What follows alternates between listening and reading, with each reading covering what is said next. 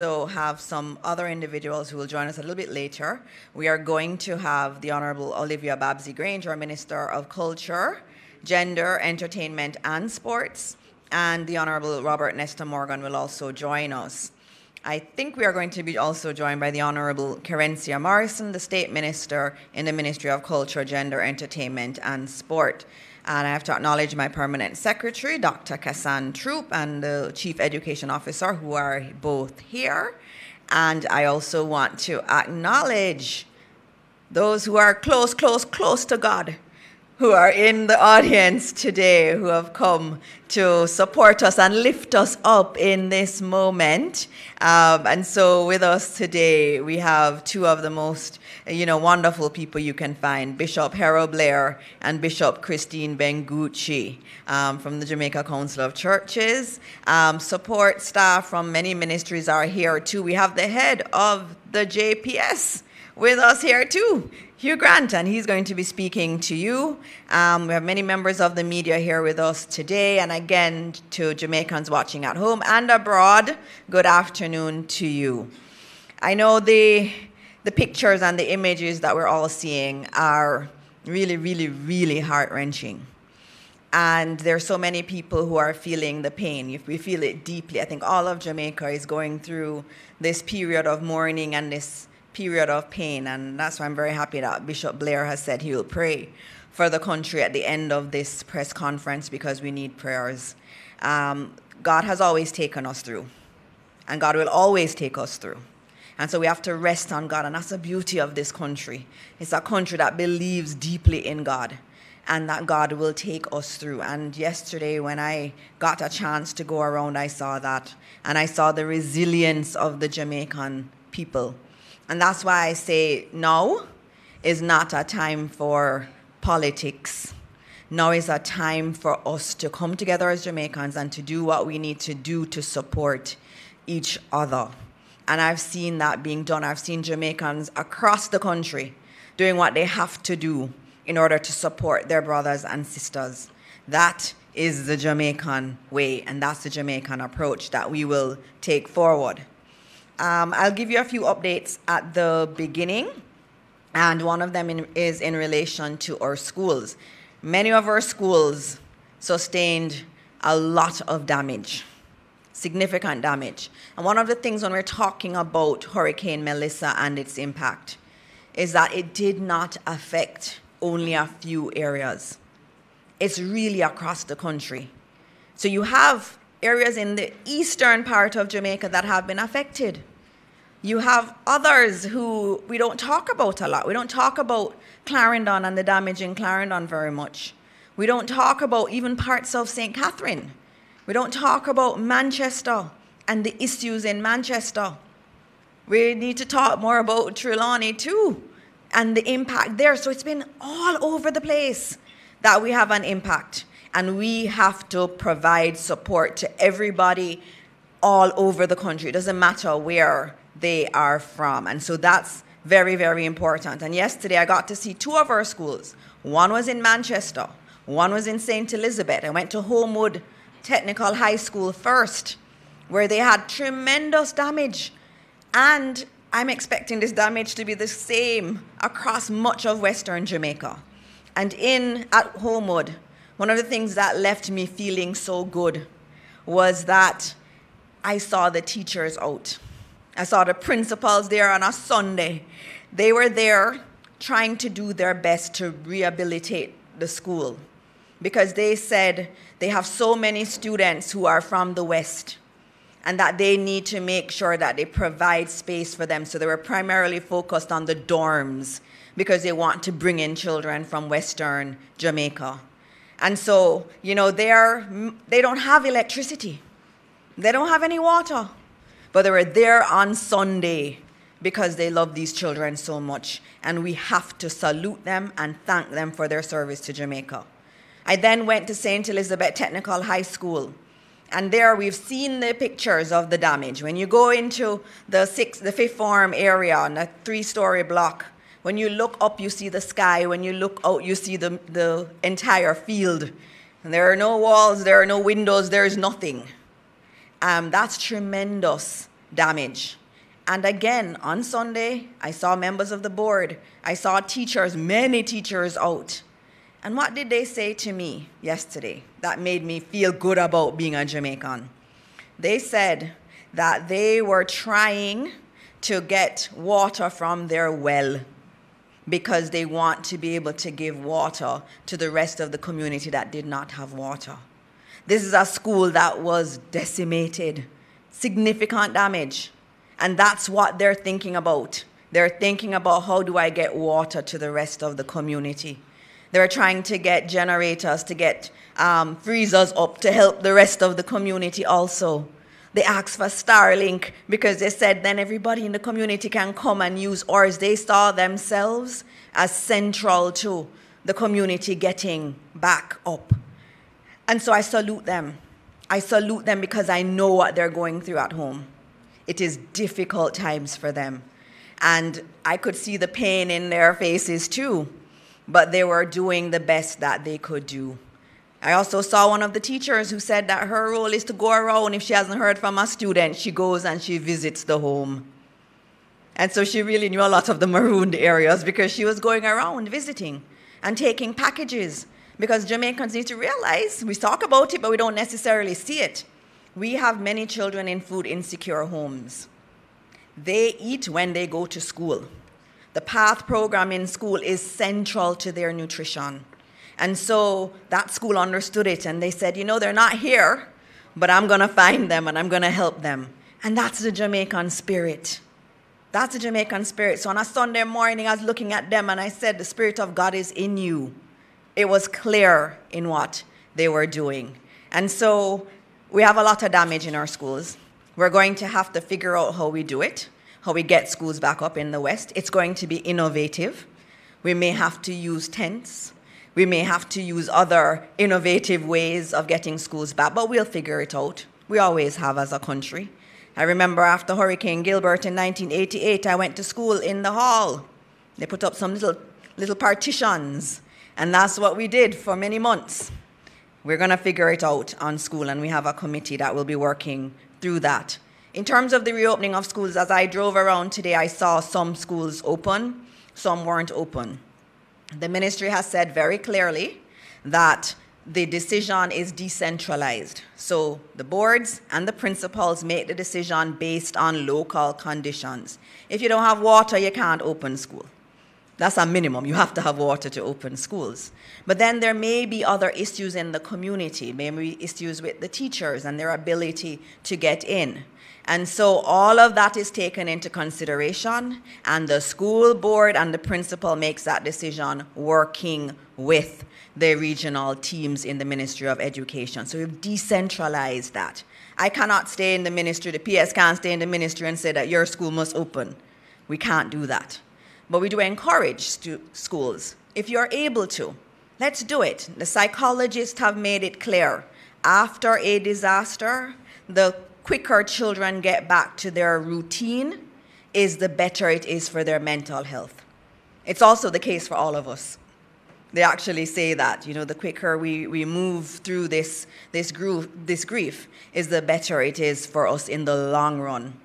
But there is this sense of national trauma. And I know you're going to ask me later about the JTA president, so I'll just answer now about psychosocial support for teachers. And I think the entire country needs psychosocial support. I think we're all going through collective trauma.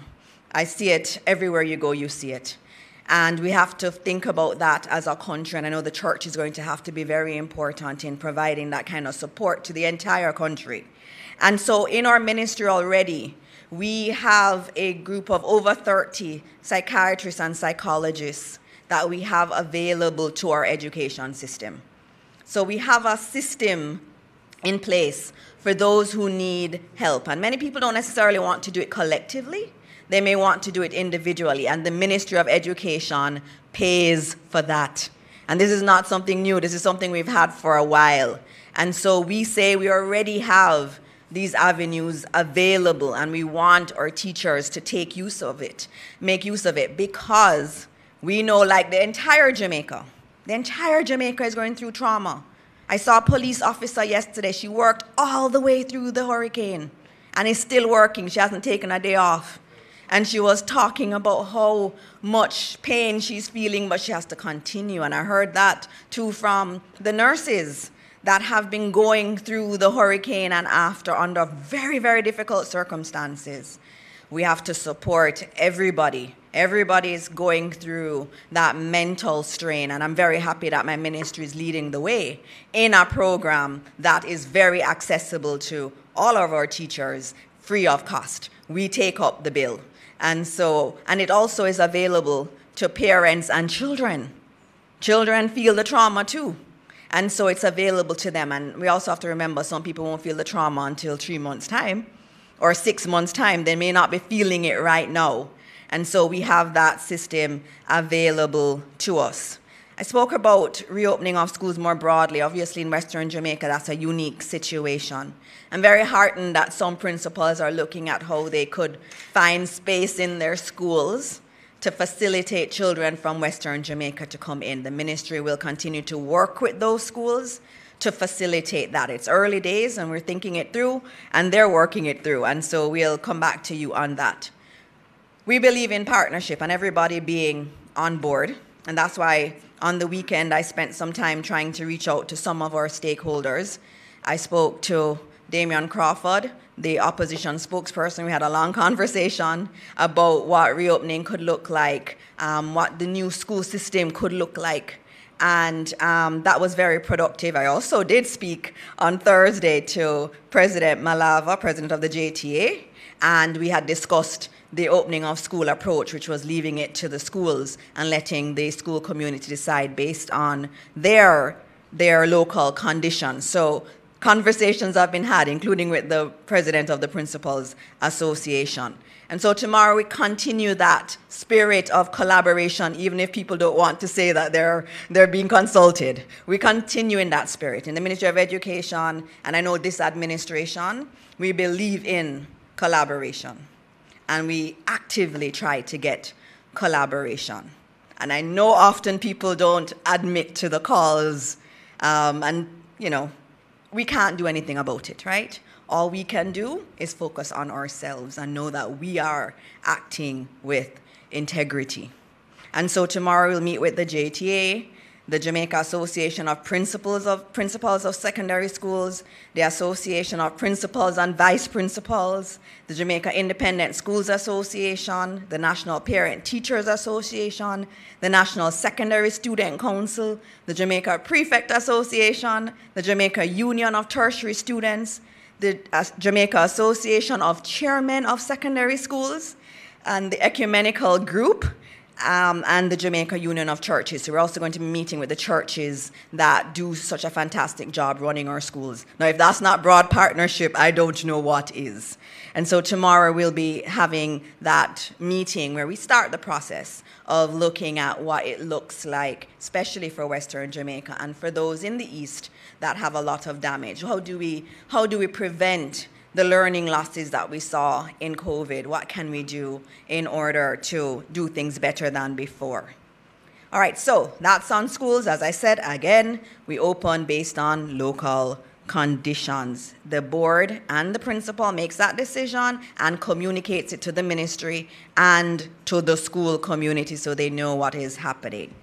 All right, just two other quick updates. I am asked all the time about the death toll, and this is the thing that breaks my heart the most, because I know how difficult it is to see or to hear of the death of a loved one. And so I just confirmed the death toll, and I can tell you it is going to change in the coming days. But the official death toll as we speak is now 32, but I will say that there are 8 other cases that are unconfirmed that the police and the JDF are now working to verify. So we do expect that number to increase. And so we'll give you another total tomorrow. And I don't like to say total because every single person is a life. They had a family. They had a future ahead of them.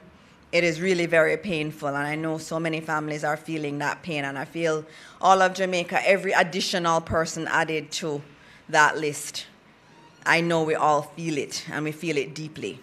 And so we'll keep telling you the numbers and giving you the latest numbers, and just know that, you know, we are praying for everyone. We're praying for all these families. It's not an easy time for them. In terms of the housing assistance program, I see that on WhatsApp especially, there's a lot of things going around about a housing assistance program. Rest assured that the government of Jamaica is going to have a housing assistance program, but what you are seeing is the one from Hurricane Beryl last year. That's not the current one. The current one is being worked out. When you hear me or the Prime Minister or one of the ministers announce it, that's when it is real. But rest assured, like we did with Hurricane Beryl, where we had cash grants to help people to get back on their feet and to reconstruct their homes, there will be something this year. And it will obviously be on a larger scale than what we had with Hurricane Beryl, given the scale of Melissa. So give us a little time to finalize that, finalize the numbers, what it will look like, how you will get access to it. There will be a program, but what you see on WhatsApp is not the program. So just give us a little bit more time for that. All right, I'm going to stop there, and I'm going to go to Minister Vaz, who has been asked to co-chair the subcommittee of cabinet that is dealing with the recovery efforts, to give his update. Minister Vaz?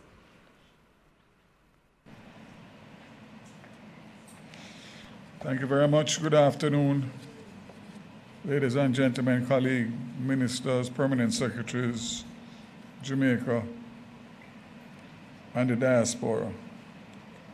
So again, I want to update the nation on where we are and assure you once again that restoration is moving steadily forward.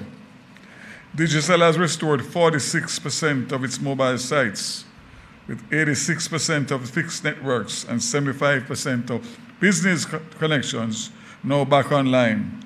Service was restored in Santa Cruz, Falmouth, Spurtree, Bevan, and Rose Hall within the past 24 hours. I don't need to tell you how huge that is in terms of getting connectivity in those areas. Over the next 2 days, the focus will be on restoring service from Falmouth to Montego Bay, then Montego Bay to Negril. Work is also ongoing in Portmore, Spanish Town, and St. Thomas. Approximately 64% of Flow's fixed sites are now operational, with 40% of customers reconnected, mainly in the urban areas where the power has been restored. Work continues to bring service back in to more affected western and southern parishes. For mobile network, 37% of our sites are up, reaching about 78% of mobile customers. Repairs are focused on the hardest hit parishes, including St. Anne, Hanover, and St. Elizabeth, where several towers were damaged. Neptune Communications, working with Marlink USA, is replacing and relocating damaged satellite units to restore connectivity where it is available. Additional satellite kits are arriving this week to expand coverage. Over the past 48 hours, additional Starlink kits were allocated to organizations providing essential assistance to Jamaica impacted by Melissa. I want us to stop again to thank Starlink, who have a team, an emergency response team, stationed in Jamaica, and are helping to coordinate the Starlink installations. So again, a charitable organization brought 200 mobile Starlink, and Starlink gave the government of Jamaica 400 residential. We are using those residential/commercial. All 400 will be allocated out to government agencies and NGOs by end of day tomorrow. Bearing in mind we just received them on Friday.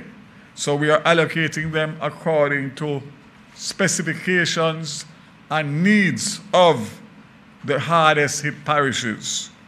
So ODPEM and Ministry of Labour and Social Security would have gotten today, the fire brigade would have gotten today, and a lot of other essential services, too much to name. The Ministry of Health, in close coordination with United Nations Children's Fund, is working to restore connectivity to major hospitals and community health centers. Jamaican government, the Jamaica Red Cross and international NGOs are also using connectivity provided by Starlink to distribute food, water, and sanitation supplies, basic household items, and children's activity kits. The Starlink devices have been used to establish connectivity for community Wi-Fi points. So remember, we have hundreds of community Wi-Fi sites that were put in by the Universal Service Fund, which falls under my ministry. So we're working with Starlink now to get those back up so that communities, especially remote communities, will have community Wi-Fi to be able to communicate with their families, etc. So to close on Starlink, I today distributed between today and tomorrow before Parliament starts. All the members of Parliament in the affected areas will get a mobile Starlink. All the mayors will get a mobile Starlink. And obviously, the leader of the opposition will get a mobile Starlink, and several others. We only have a few, 33 that we have distributed today, but we're hoping by end of week they will get. So the focus and emphasis is on those hardest hit parishes. Sorry, clarification. The mayors in the hardest hit parishes who do not have already Starlink, and the municipal corporations will get Starlink to operate as they are the emergency response. Municipal corporation is the emergency response for the parish. The Jamaica Defense Force and Jamaica Constabulary Force also have utilized Starlink to coordinate humanitarian logistical operations and provide missions. Finally, Starlink has also employed to restore cell services to some areas.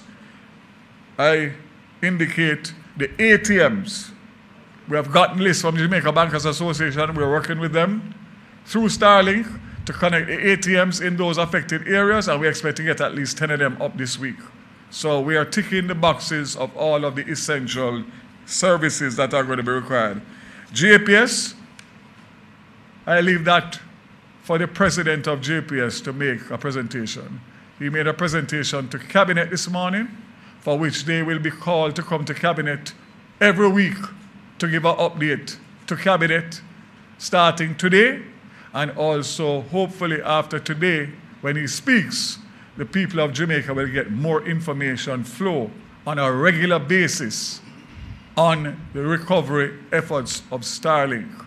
We expect that, JPS, we expect that tomorrow hopefully will be the last flight by the JDF that I have arranged to give them a final look at the damage to the transmission lines. So hopefully, with that being done, we should be in a position to get a full assessment as the government, and then the people of Jamaica can start to get the answers that they are so anxious to hear, based on the frustration level of knowing that you live in a community that has minimal damage, and yet still you don't have light. But it's bigger than that.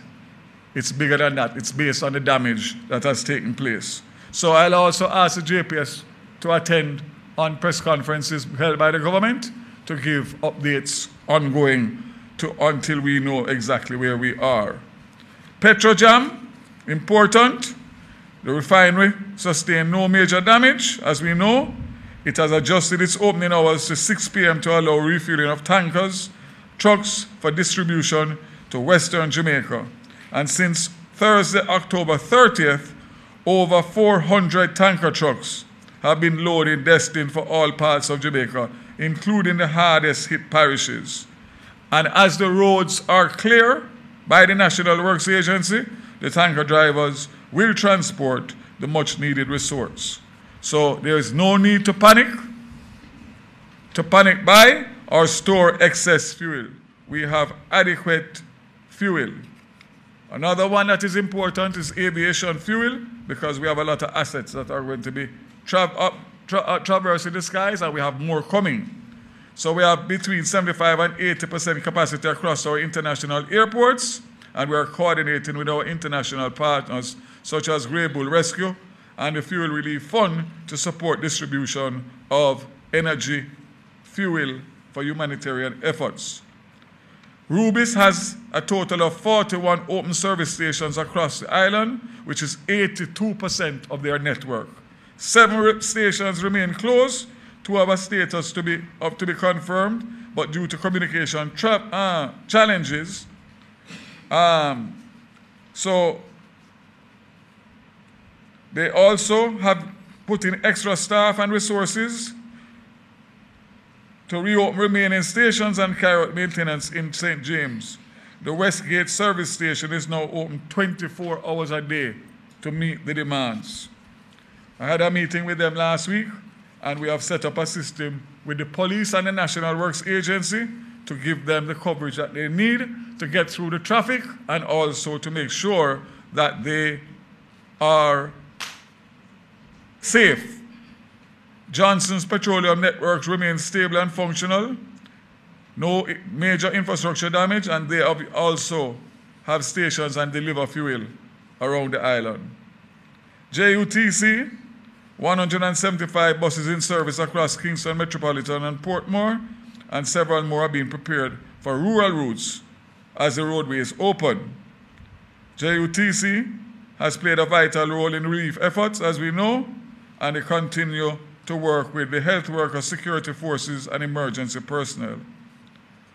I will also indicate that we have taken a decision today to suspend the introduction of the rural school bus fares that were supposed to be implemented on November 1st at $50 per trip to the end of November in the first instance, as everybody has been affected by the storm, hurricane, in one way, shape, or form. Norman Manley International Airport, as we know, reopened less than 48 hours after the storm and continue to bring in significant relief flights and commercial flights. We had a record on Saturday, which outdid ordinary times, where we had 77 flights in one day. 30 of those were relief and 47 were commercial flights. So that is very, very good news. Montego Bay Airport opened back for commercial traffic on Saturday morning at 7 a.m. and had opened from Thursday for relief flights. The relief flights are coming in fast and furious, and there is no shortage of supplies in terms of getting supplies into Jamaica for distribution for humanitarian efforts in the relief. So I want to make that very clear. We are streamlining the processes. Prime Minister will speak tomorrow in Parliament. We are streamlining the processes to simplify them, to make sure that international donors and local donors and charities can get through quickly through the required processes at all levels to be able to distribute the well-needed relief items. The toll authority, the tolls were reimposed. The letter I signed this morning, so I suspect they will probably have been imposed already. And we wait to hear from the concessionaires as to what they will do for the people of Jamaica in terms of allowing them to traverse the east-west and north-south highway at hopefully significantly reduced fares, at least in the early stages. So, ladies and gentlemen, I want to once again assure you that tomorrow, unfortunately, will be 1 week since the hurricane hit. Seems like 10 years, but the reality is tomorrow will be 1 week, which will be 6 days if you take out the day of the hurricane. And I want people to understand and reflect on that. And when you see what we are trying to do, despite the fact that we are having challenges, obviously, because nobody can prepare properly for a Category 5 hurricane at winds of in excess of 185 miles an hour in some areas. I want to say that we are committed, recommitted, to continue to improve on the systems that we are improving. We are taking good advice from our international charities in terms of how we can streamline and make it more seamless for not only the receipt but the distribution of hurricane relief items. And I want to say that, again, I ask for patience. I ask for the depoliticization of this process, because we need all Jamaica to be a part if we are going to be successful.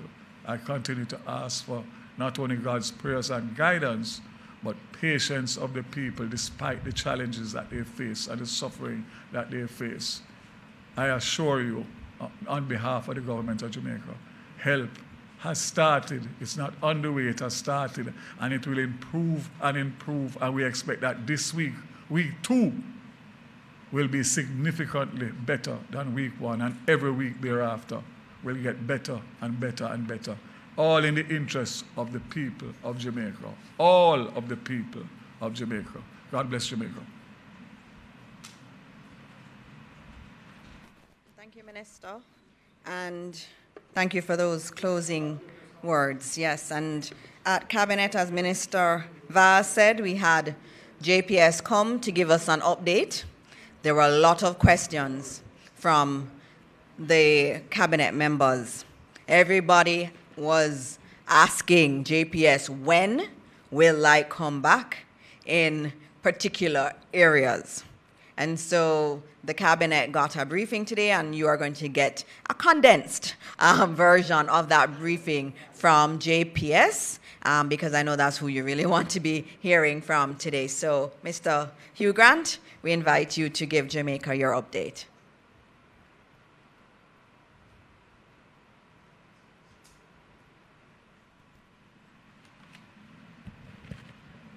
Thank you, Minister.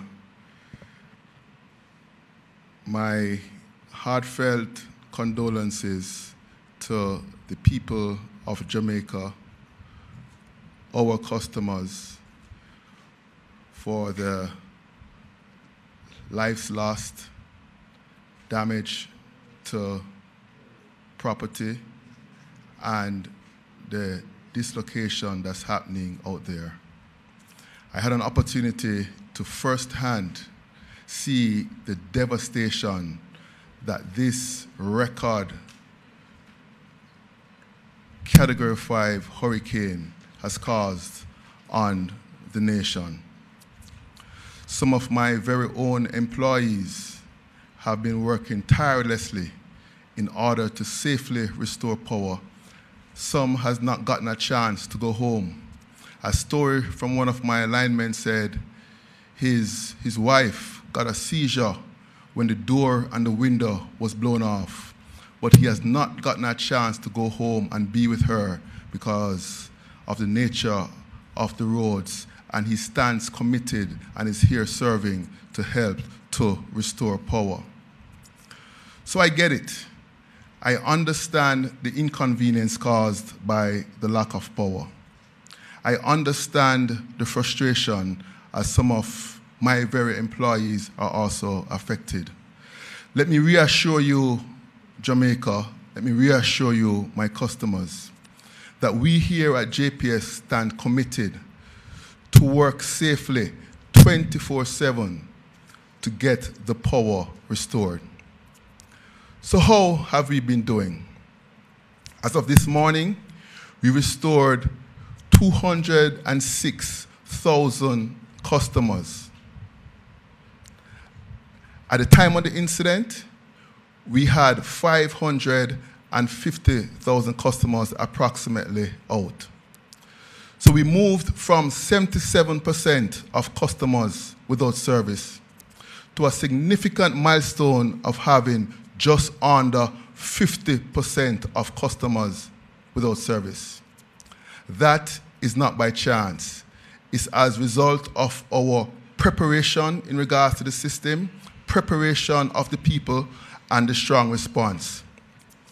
I want to say a special thanks to all our partners, particularly my fellow utility providers, Flow, Digicel, the partnerships with the National Water Commission, and also the partnerships with the hospitals.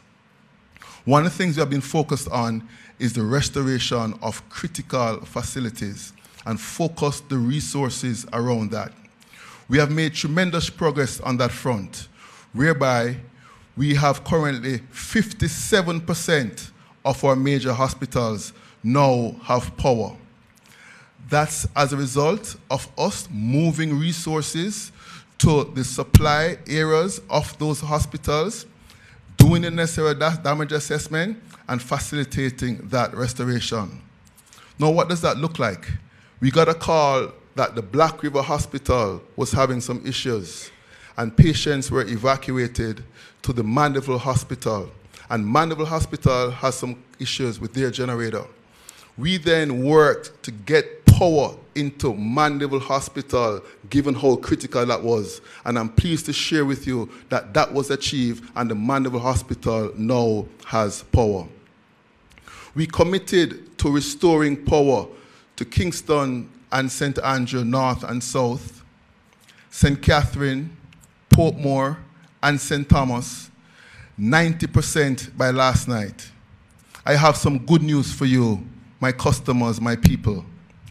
We have exceeded those restoration levels, whereby Kingston and St. Andrew are now at 95% restoration. Portmore is now at 95%. St. Thomas is at 95%, and St. Catherine is at 90%. So one may ask, where are some of the areas that are currently out? In St. Catherine, you have areas of Spanish Town, Guyana, Bogwalk, and Central Village that are currently out, and we are working 24/7 to have your power restored within the next 2 weeks. In Portmore, you have areas of Bridgeport, Gregory Park, Hellshire, Greater Portmore, Waterford that are out, and we are working 24/7 to have your power restored in 6 days. In KSA North, you have areas of Kingston 7, 9, 6, Kingston 8, 19, Mavis Bank, Garden Town, Golden Spring that are out. Also, some areas in Content Gap. And we are working 24/7 to have your power restored within the next 14 days. And the areas in St. Thomas that are out, Golden Grove, Hagley Grove, Morant Bay, Cedar Valley, that's the 5%. We're working to have your power restored within 10 days. And KSA South, Kingston 11, Kingston 10, 13, Kingston 1, 2, and also some areas in Bull Bay, we're working to have your power restored in 3 days. We are working 24/7 to have your power restored. Now, in order for your power to restore, we need to do our damage assessment. A critical component, as Minister Vaz said, is the reality that the high voltage transmission lines, which are the backbone of the system, more than 70% are out of power due to the devastation caused by Hurricane Melissa. I had a chance to do a helicopter patrol, and our steel lattice structure, which is one of our more hardened facilities, was twisted and on the ground just due to this devastation. But we were working to do damage assessment. Once the damage assessments are completed, we will then be able to give you more clearly what are estimated times of restoration. We stand committed to keep you updated. We understand the inconvenience, and help is on the way. We have now pulled the trigger to bring in an additional 100 line workers based on our retainer contracts with companies in North America, from Canada and from the USA, and those 100 overseas line workers are expected to be here by the end of the week. We also are bringing in additional equipment because our local resources in terms of bucket trucks and pole digger trucks are exhausted. So we're bringing in on barges additional bucket trucks, more than 50 bucket trucks, more than 10 digger trucks, so that when the workers come in, they have the equipment required so that they can safely and optimally restore customers. I stand committed to let you know and to give you hope that we will get through this, through strong partnerships, through strong collaboration, and you have my commitment that I'll continue to keep you informed of our progress. Be safe and be well, and thank you very much. Thank you. Thank you very much, and thanks to JPS. There were some encouraging numbers today. I think the one that was very encouraging was usually in a hurricane after, especially a Category 5, the entire country would go down. But this time, right after the hurricane and during the passage, 20% of their customers still maintained electricity. So that's definitely an improvement over last year. But obviously, everybody wants to know when they will get their electricity back. We've heard that they're doing damage assessments. Minister Vaz is working with them every single day asking for updates. And we should be hearing somewhere in another week. As you hear, they will be coming to Cabinet every week to discuss where they are with getting back electricity. It is a priority of this country. The entire country needs to get electricity back. All right, now that we're on utilities, the other big one is water. And I'm going to ask our Minister of Water, Environment and Climate Change, the Honorable Matthew Samuda, to now come and give his update.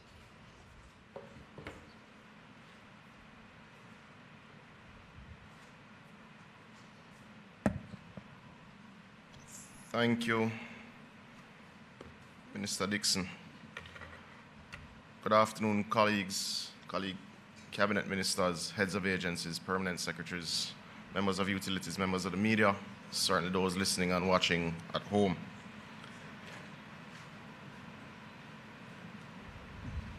The NWC systems have been severely impacted by the passage of Hurricane Melissa. The primary issues that we face impacting water supply at this stage in many areas include high turbidity, internal electromechanical issues, external power supply outages, and infrastructure damage.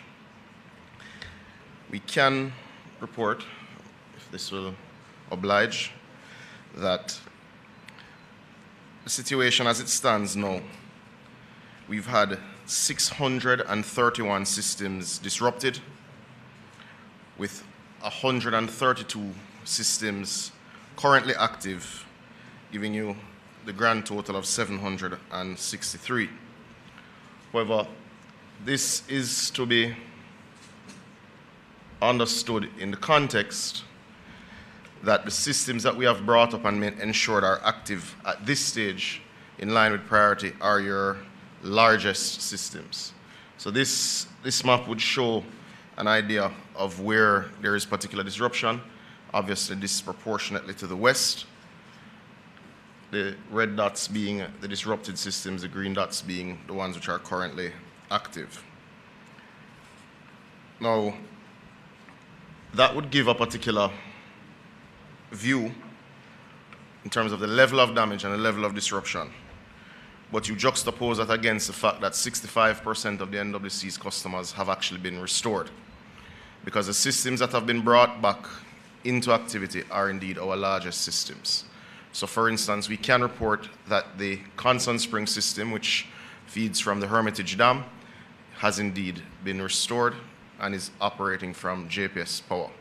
We can report the same for the Mona and Hope systems, which obviously move the numbers significantly.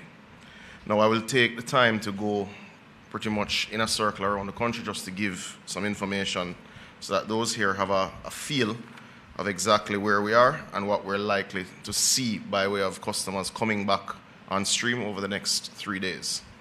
We are currently operating from the Tullow Springs, which the Tullow Springs system contemplates wells and water sources all the way to Bybrook in Linstead. That is the corridor that supplies southern St. Andrew, Portmore, and the majority of St. Catherine. We're operating at around 30%.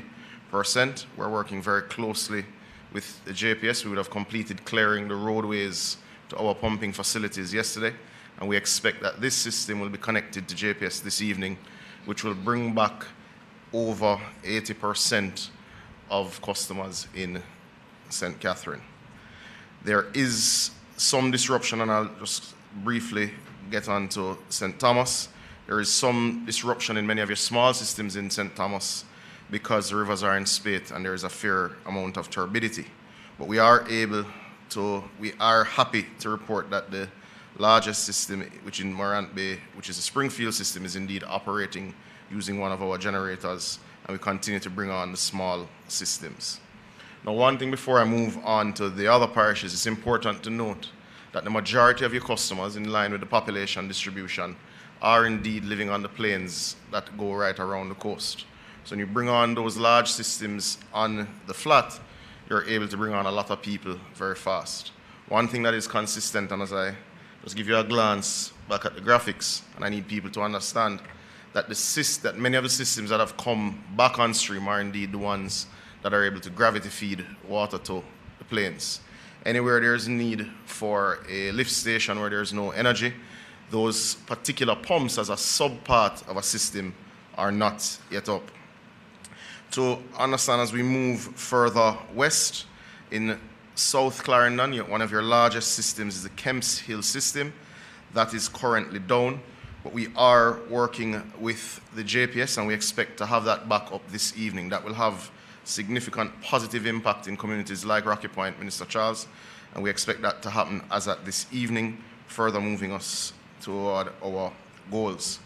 The entire northern Clarendon belt is out, both because of turbidity and because of energy source. In Manchester, we are almost at total outage, except for the porous and broadleaf to content system. This was brought up as a matter of urgency in partnership with NWC and JPS to ensure that the Mandeville Hospital is indeed being served by 24-hour water. The gutters and pepper system, which, yes, though in St. Elizabeth do serve the majority of Manchester, are indeed down, and there's simply no generator large enough to facilitate those pumps. We are in the process of actually procuring one as a part of our resilience building strategy. We started that process after Hurricane Beryl, but that is down and that will require JPS's systems. We're working with them and we're helping them to clear the roads along the line and the pathways that allow for those connections. The two major systems in northern Manchester, this being a geographic region which affects has some impact in Trelawney and Western Clarendon, are also both down awaiting power.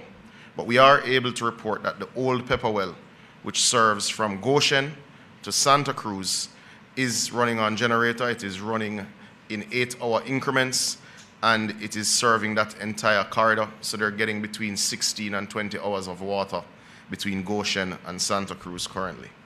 In Luana, as we move further west, we would have installed a generator 2 days ago. They're now getting 8-hour increments of water, getting between 18 and 20 hours of water in that area. In Darlington, which is a critical one because that's what facilitates service to the Black River Hospital, a generator is currently being installed on site, and that will restore water supply to the community and town of Black River. But more important, well, particularly important, is to the hospital as well as to the stations for the emergency crews that are operating in that space, as well as a police station, etc. As you move into Westmoreland and Hanover, and there is a fair bit of integration between the systems, we are also happy to report that the Logwood system, which is in Hanover, but services all the way to Negril, that has been operating and continued to operate right throughout the storm. So Negril actually has water and has had water pretty much through the duration of the disaster.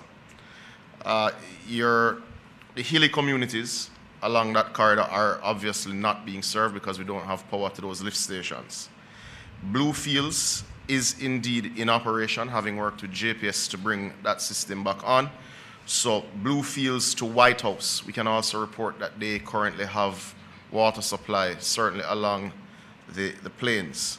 The Roaring River, which serves Sav, and indeed Darliston, is out. But we are working to, we are serving the Noel Holmes Hospital, which is also served by this system, by trucking, and we're monitoring it very closely in collaboration with the Ministry of Health. Now, as you move around to the north coast, this is where we've had a particularly unfortunate level of damage. So if you understand from Lucy to Martha Brae, and if you think of the geography in that area, it's served primarily by two major systems. This is the Great River system, which is very close to the boundary of Hanover and St. James, and the Martha Brae system. In the case of the Great River system, the intake pipes were washed away during the storm, creating significant damage to the plant, and we are, obviously hampered with returning supply because of this. However, we are happy to update that contractors have been on site now for some 36 hours. Their crews working 24 hours a day. We are targeting restoration, temporary restoration, because we'll have to do a more permanent fix after, but we're targeting temporary restoration by Friday midnight. So we are expecting to restore the Great River system by Friday midnight. This is in collaboration with JPS, but we also wish to advise that coming post-burial, we had put in place redundancy there, so that plant can be run fully by generator as well. So once the intake pipe construction is indeed complete, we'll be able to restore that, which will have a significantly positive effect on everything from Lucy pretty much to central St. James.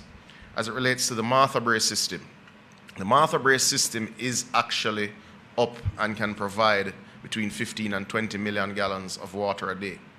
However, in the area of Lilliput, in the vicinity of Lilliput, with the road collapsing and the sea level rise in that area, it would have displaced pipes significantly. So there is a break in the line, and anyone who has followed the stories of the breaks in that line, which is why we have the Western Water Resilience Project, which is under contract and has been mobilized, and the work has indeed started. But that line break has caused a significant disruption in the supply from Lilliput to Terminal Reservoir, which is pretty much the entire eastern side of St. James. That work would have commenced this morning and will run in 24-hour shifts. We are targeting completion by Thursday morning. That would restore water in the interim to all of St. James for at least 8 hours a day, because we will send the water further than we usually do from Terminal Reservoir going further west until the Great River system comes up on the weekend as well. That will move us much further certainly from the 65% of customers that are connected now, hopefully in the range of 80%, especially with what we're doing with Tulloch Springs, which will bring on St. Catherine, and certainly the work that's happening in Clarendon. Now, that's not meant to diminish anyone who is not in the 80% who is waiting on water, and we are working with JPS on many other systems. The impact in Trelawney, certainly southern Trelawney, which is very hilly terrain, they are facing almost total outage at this time, and we are working to restore their particular pumps with JPS. As you move further east into St. Anne's, into St. Anne, we have procured the services of a generator that will run the Minard wells. That will manage pretty much most of the western side of St. Anne, which is a pretty important system. It serves approximately 30,000 customers. Though that generator is actually en route to St. Anne now, we have completed clearing the road into the Minard wells, which was significantly blocked with the help of NWA rather, and we expect to have that installed sometime tonight for water to come from that area. The Bogue system, which, yes, there's more than one Bogue in Jamaica, for those who are not aware. The Bogue system in St. Anne is immediately above Duns River. That system is indeed operational and has been operational since Thursday of last week after we brought it up. It is a significant system. It means that everything from Runaway Bay to Port Maria on the plains that doesn't require a lift station currently has water. And that is something that we're happy to report. Your major systems in St. Mary, in Aguata Vale, and indeed Itabaral. Itabaral is a particularly important one because it serves not just sections of St. Mary, southeast St. Mary. It stretches as far as Buff Bay in Portland. So that is a particularly important one. We have generators en route to the Itabaral system, and we're working very closely with JPS to bring the Agwater Vale system up, which would stabilize central St. Mary. And I'm using geographic terms here today, not political constituencies. As you move into the eastern end of the island, the disruptions of power are indeed significant, but we do have 3 generators which we expect to be deployed by close of business tomorrow in Portland, including in Port Antonio, which will stabilize the townships of Portland tomorrow. Now that's a general overview of where we are. We have, and I will give you the update, we have currently over 43 major generators running, and we have some 40 that are being deployed over the next 72 hours based on the assessments and the state of particular pumping stations. Now we've made the decision, certainly, even where generators would have been installed at particular treatment plants with the intention of them being permanent, that certainly once JPS assures us that an area is stable, we will uninstall if we must and move them further west to significantly improve the water supply situation for public health and sanitation in the worst affected parishes. I do want to bring a few other matters to your attention. As it relates to trucking, we have put in place a few steps that we believe will help with getting water to those who are most affected and least likely to see the return of water fastest. The first is that we're running generators at all of our loading bays that are affected by power supply. That means where there are generators, we're able to fill trucks 18 hours a day. Where we're connected to JPS, we're filling 24 hours a day. We have suspended charging private truck owners who do access these loading bays to ensure that everyone is able to get water as quickly as is possible. We have gone further. We have engaged in excess of 100 private trucks that are working with NWC's fleet of 32, and we're doing our best to serve the communities that are most affected. This afternoon, members of Parliament will all receive a letter from my office with allocations for trucking. Where they are able to find private trucks, they will be able to engage them to ensure that their most affected communities or least likely to be restored fast, they're able to respond to. These allocations will be between $1 and $2 million, depending on the level of disruption in their respective areas. We're also ensuring that at treatment plants in the affected, treatment plants and pump houses in the affected areas that have power and that are operating, we're putting in a host of temporary standpipes for those who can get to those areas to fill containers to be able to get water. These will obviously be temporary, but certainly, for instance, in the case of a plant like Martha Bray, we'll put in 100 filling stations so that those who are in the hilly interior but within driving distance can come and get water for the reprieve that they need. We are working actively also with the team at the Ministry of Water and indeed with suppliers. We intend to increase on an emergency basis our fleet of trucks to continue to serve the public better during this challenging time. But we are working very closely with JPS. We do remain open to suggestion. We remain open to your prayers, and we are working to ensure that we get to 80% by this weekend of customers. And we are going to work around the clock to move from 80 to 100%. Thank you.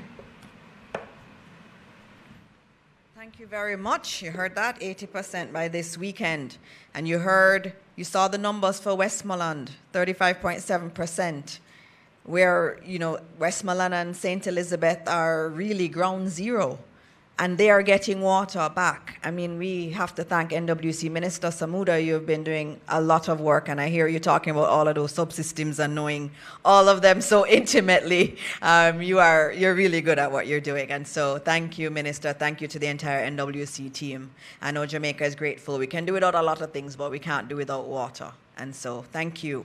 All right, up next, we have Minister Morgan, Robert Nesta Morgan, our minister that is responsible for works, to come and talk about the work that's being done to clear the roads and get us access to those people who are currently marooned. Minister Morgan. Thank you very much, my sister, Dr. Dana Morris Dixon. thanks to members of the public service, the private sector, members of the media. I see we have a very healthy turnout. Hi, Dion. It's good to see you at the OPM press briefing. Haven't seen you in a while, but thank you very much for coming.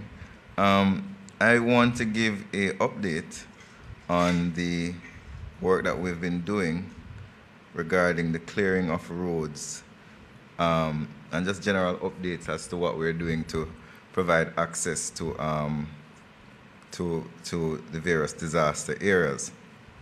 And as usual, take your questions as it relates to the issues that have been raised in the press conference. So in my last updates, I would have told you that one of our priorities, or at least our main priority, is to provide a corridor for persons to be able to bring relief supplies, especially to the western parishes that have been severely impacted. We have been extremely successful in creating that corridor. We now have a good corridor from the border of St. Elizabeth all the way to Savannah-la-Mar, and we have a corridor from St. James coming through St. Anne Trelawney all the way to Savannah-la-Mar on the other side. The challenge, however, is that we created single-lane access initially, but the quantity of vehicles almost tripled within a day, and which is understandable. There are many persons who have loved ones in the region. There are persons who have recognized the disaster that took place and wanted to assist persons in the area. What that resulted in is significant traffic jams, especially in areas such as the Bogwalk Gorge and sections of Westmoreland, particularly in the Ferris area. We then decided that we had to expand the corridor a bit to create more two-lane access. And that's something that we were able to some extent, do over the last 2 days. We also had to work hard to ensure that heavy-duty trucks, such as gas trucks and oil tankers, are able to traverse the entire corridor. And yesterday we completed removing several impediments which would have prevented those heavy units from traversing the area. That corridor is not the only corridor. Work continues in sections of Trelawney, sections of St. James, sections of Manchester, and other areas that have been impacted, and areas across the rest of the island, such as Clarendon and other parishes, St. Thomas, Portland, St. Mary, which would have had challenges due to rain, wind, landslides, and so on.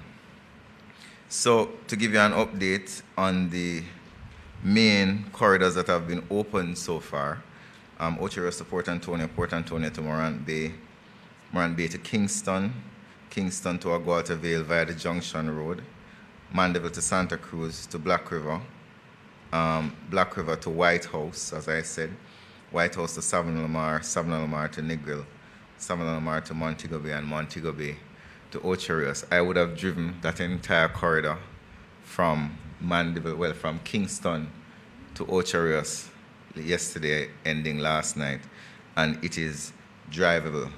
We also drove through the Hanover section. So you have two sections. You have the Negril section, you have the Hanover side that goes through Long Lane. Those two corridors are drivable. The one through Hanover Hills is a bit Long Hill. Grange Hill, sorry. It's I've drove on so many roads, I don't remember the names. That one is a bit challenging for heavy-duty trucks, but small units can manage it. We have also cleared Vauxhall to Arcadia. Well, no, my apologies. I'm now listing where works are actively being done. Vauxhall to Arcadia, which is flooded. Mountainside to Malvern, which is severed, which means it's cut off. Balaclava to Keysham, which we are now assessing to start work, as well as Aberdeen to Quickstep. We're assessing. There is some damage on Hodges to Speculation. We're removing fallen trees as we speak in Newton to Magotty. There is flooding on Siloa to Magotty. Knoxwood to Burn Savannah is also flooded. And in Manchester, we have several flooded roads which we have to wait until the flooding recedes. And that is Alligator Pond to Guts River, Williamsfield to Mile Gully, and Newley Road is also flooded. And there are landslides still to be cleared. Dump to Moravia, Christiana to Ashton. We have some challenges in the St. Andrew area as well. Guava Ridge to Mahogany Vale. We have a damaged ford and some landslides that need to be addressed. And we're addressing landslides in Red Light to Hardware Gap, Bull Bay to Blocksboro. And in St. Catherine, we're addressing landslides in Sport Park to Post Road, Bartons to Ginger Ridge. We have a peculiar issue in Spanish Town to Bogwalk, where there are some pole lines that are on the ground, and we had closed the roads, and we're approaching the police because there are persons who have removed the closure and are seeking to extort motorists. So that is something that we have to address. There are several other updates that we will be publishing. Most of the challenges that we face in terms of opening roads is flooding, significant landslides, and in some cases, falling trees. We are working with the Jamaica Public Service Company. We have worked out an arrangement where on a daily basis we are engaged with them in a meeting where we are clearing and there are JPS poles. We work together to remove those poles or relocate them. So one of the issues that, and I want to remind persons, is that if you don't have any business in the western end of the island, please do not go. The traffic pileup is actually creating a risk to persons' lives. Our inability to efficiently transport relief supplies to the region because of persons coming out of their vehicle and sightseeing and doing selfies, as we saw over the last several days, is creating a significant traffic pileup. And if there is blockage in, let's say, Holland Bamboo, then the relief trucks cannot come out. So those are just some of the updates that we want to give. Last thing I want to say is that we have over 100 contractors and equipment owners and operators in this effort, stretching all across the region from sections of St. Anne going all the way to St. Elizabeth. I'll focus on that area because that's the main corridor or the main area of problems. But we also have challenges in other parishes too. We have challenges in sections of Portland, St. Thomas, where we do have the National Works Agency. I see Mr. Vaz looking at me. Yes, Mr. Vaz, I remember. We are working, the NWA is working in other parishes, and pretty much every parish, because the rain event did impact every parish and did cause landslides. The bridge, what's the name of the bridge again, Darrell, that we're building? Craig Mill. We have a fording in Craig Mill that was washed out, which created a challenge for persons to leave. And that is in the eastern side of the island, not where the hurricane fell. So we do have teams all across the island and NWA representatives all across the island doing work. So thank you very much, ladies and gentlemen. And that's my update for today. All right, thank you. As you heard it, there's work happening all over the country. The entire country was affected, and there's a lot of road work that's going on. And again, we thank the NWA team. I saw you all out there doing your work. You're out there until late in the night, and all of the contractors working with you. We're very grateful for that work. All right, now we are going to be hearing from our Minister of Labor and Social Security, the Honorable Pernell Charles Jr. is going to be coming to speak about the relief effort, because his ministry is really central to that, working with our social workers and our donors. And so, Minister, we want to hear a lot from you. Thank you. But Minister Mackenzie said it had to be quick. Yes, very quick. Thank you, Minister. I was to be on the road today, and you corralled me to be here. It's important to report. I'll be very quick, just saying good afternoon to everyone. Colleague ministers, this hurricane has tested our nation in ways that we could not have imagined. Being on the ground, walking with the team, you get to truly understand that we have communities completely cut off. We have houses that have been swallowed up. We have lives that have been uprooted in several parishes. And we've seen and we feel the heartbreak of the families and the people that are trapped, those that are hungry, those that are uncertain. But I want them to be assured that we are working assiduously with all of our partners to provide relief as quickly as possible. Yesterday, the brave men and women of the Jamaica Defense Force, supported by our international partners, risked their life to carry out our evacuation missions, rescuing sick and those that are stranded in about 4 areas across the affected zones. And we continue that today with airlifts that have now been activated, rescuing stranded, but also providing now today the drop-off of packages, well-needed packages to those areas that are completely cut off.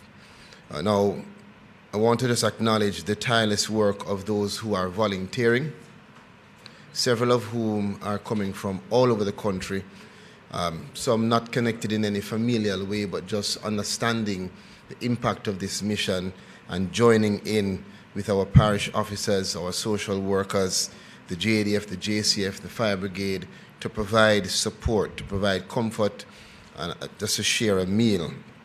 It's not going to be easy recovering, and I want to report that we still have about, so far, the report is that we have 25 communities that are marooned, and several families that have lost everything.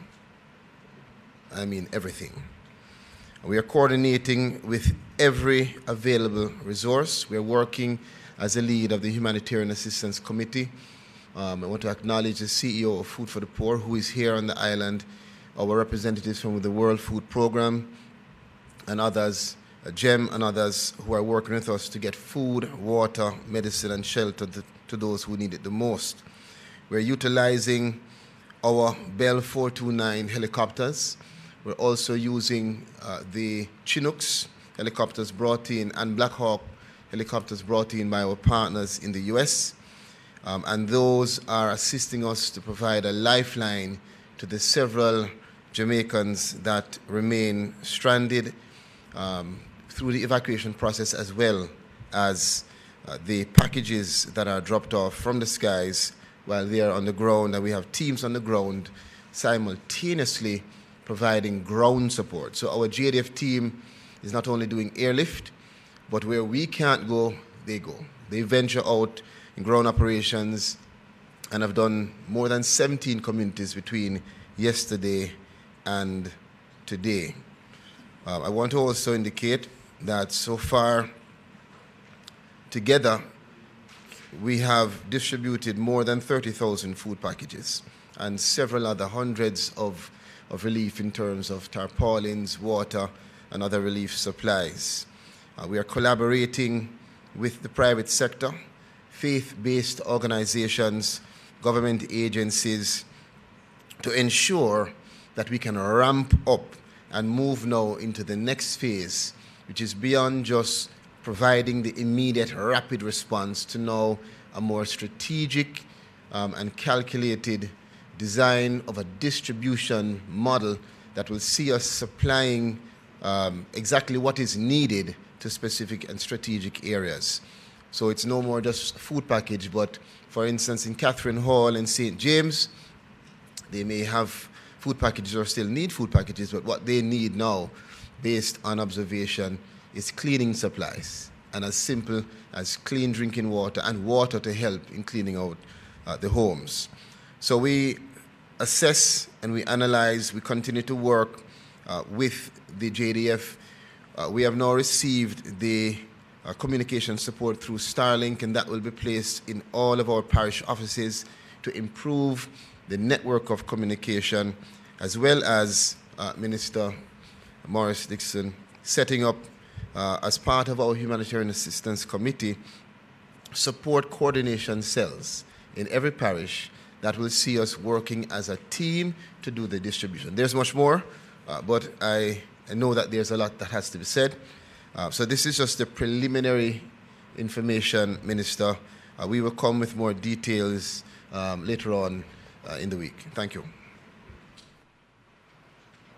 Thank you, Minister. And I know that's an area that many people are asking about, is the food getting to those who need it?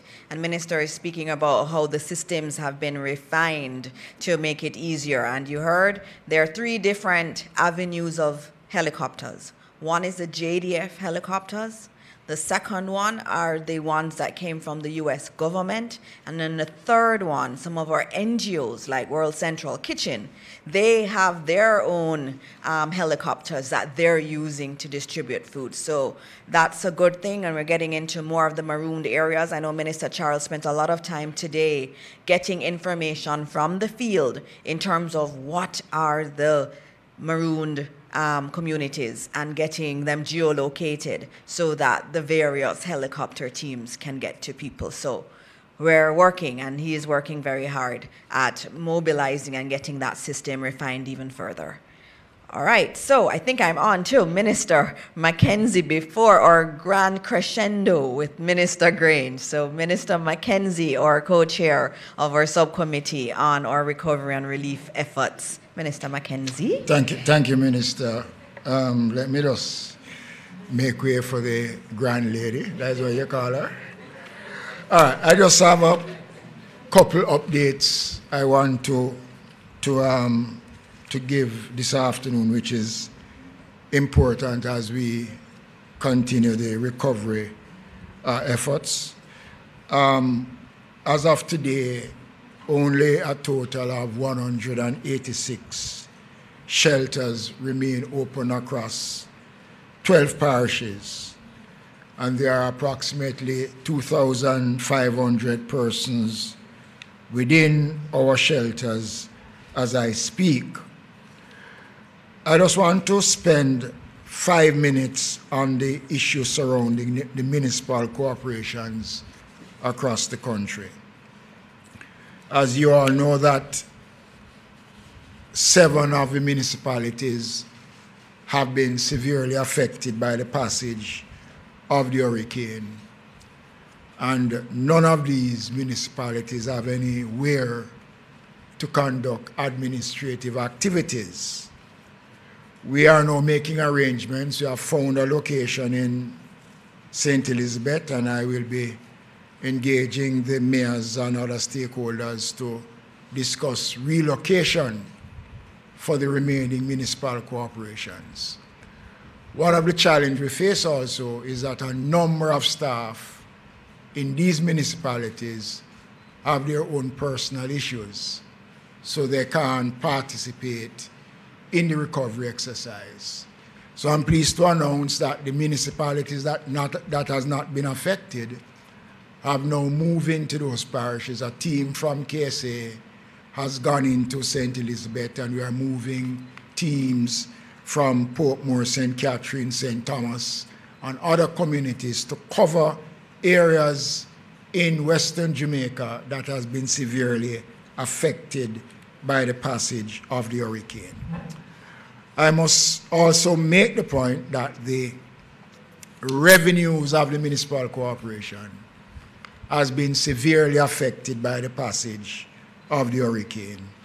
And as I speak, at least 30% of our markets have been damaged, some destroyed. I was in Black River on Saturday, and I saw the destruction to a market that is not even 6 years old. It was under our administration that we did extensive repairs to the market. Must also speak about the role of the Jamaica Fire Brigade in this exercise. And so far they have responded to over some 500 calls right across the country. And they're a part of the team that is responsible for the clearing of roads and the necessary things. But the Last thing I want to say is that later this week I'll be announcing in detail the full rollout of a national cleanup campaign for the country. This cleanup exercise will include the National Works Agency, TPDCO, the Ministry of Education, and it will be led by the National Solid Waste Management Authority. The purpose of the cleanup, ladies and gentlemen, is for Jamaicans to participate in this national cleanup exercise that will take place right across the country in every community. The Social Development Commission will be responsible for coordinating community activities throughout. And this will be a call for national duty, for national response. The country will require the full support, the full participation of all Jamaicans in this exercise. And as I said before, I will give further details on this exercise, because a part of any recovery must be keeping our cities, our towns, and our communities clean. I saw some sites on Saturday which I cried inside, because I was in St. Elizabeth even 5 weeks prior to the hurricane, and what I saw was devastating. But this is the time when all of Jamaica, and I'm going to be reaching out to my opposition counter spokesperson to invite her to the meeting to discuss the cleanup exercise, because we are taking a national approach to the cleanup exercise. Those are my brief comments this afternoon. Thank you. Thank you, Minister. You know, I was hoping you were going to continue and I'd get a chance to come up here and stand up, because I've seen you do that so many times, and I wanted to be able to do it to you, but you didn't give me that pleasure. All right. I think where you left Minister Mackenzie on the matter of a national cleanup is really the perfect time for Minister Grange. There have been so many people saying, I want to help, I want to volunteer.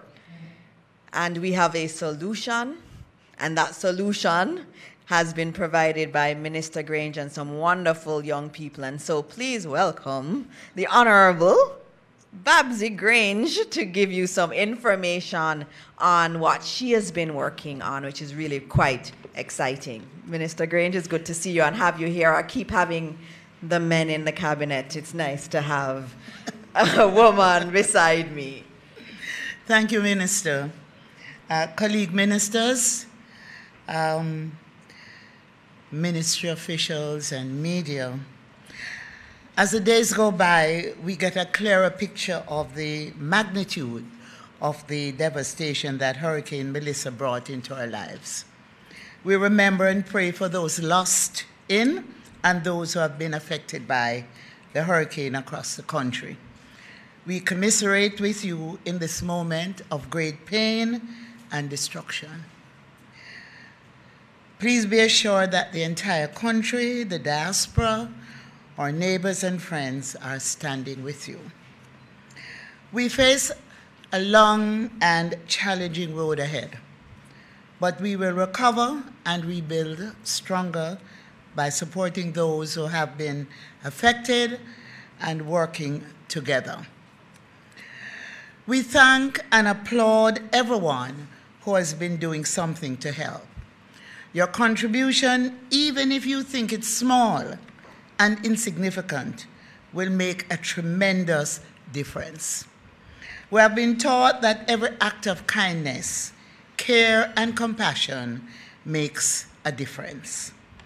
And yet we know that there are still many, many Jamaicans who want to help, who want to be a part of this national effort.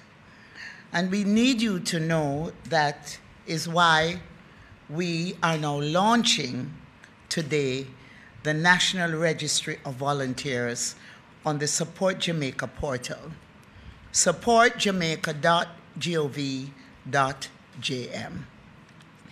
This registry has now been launched and provides a safe and simple way for you to get involved.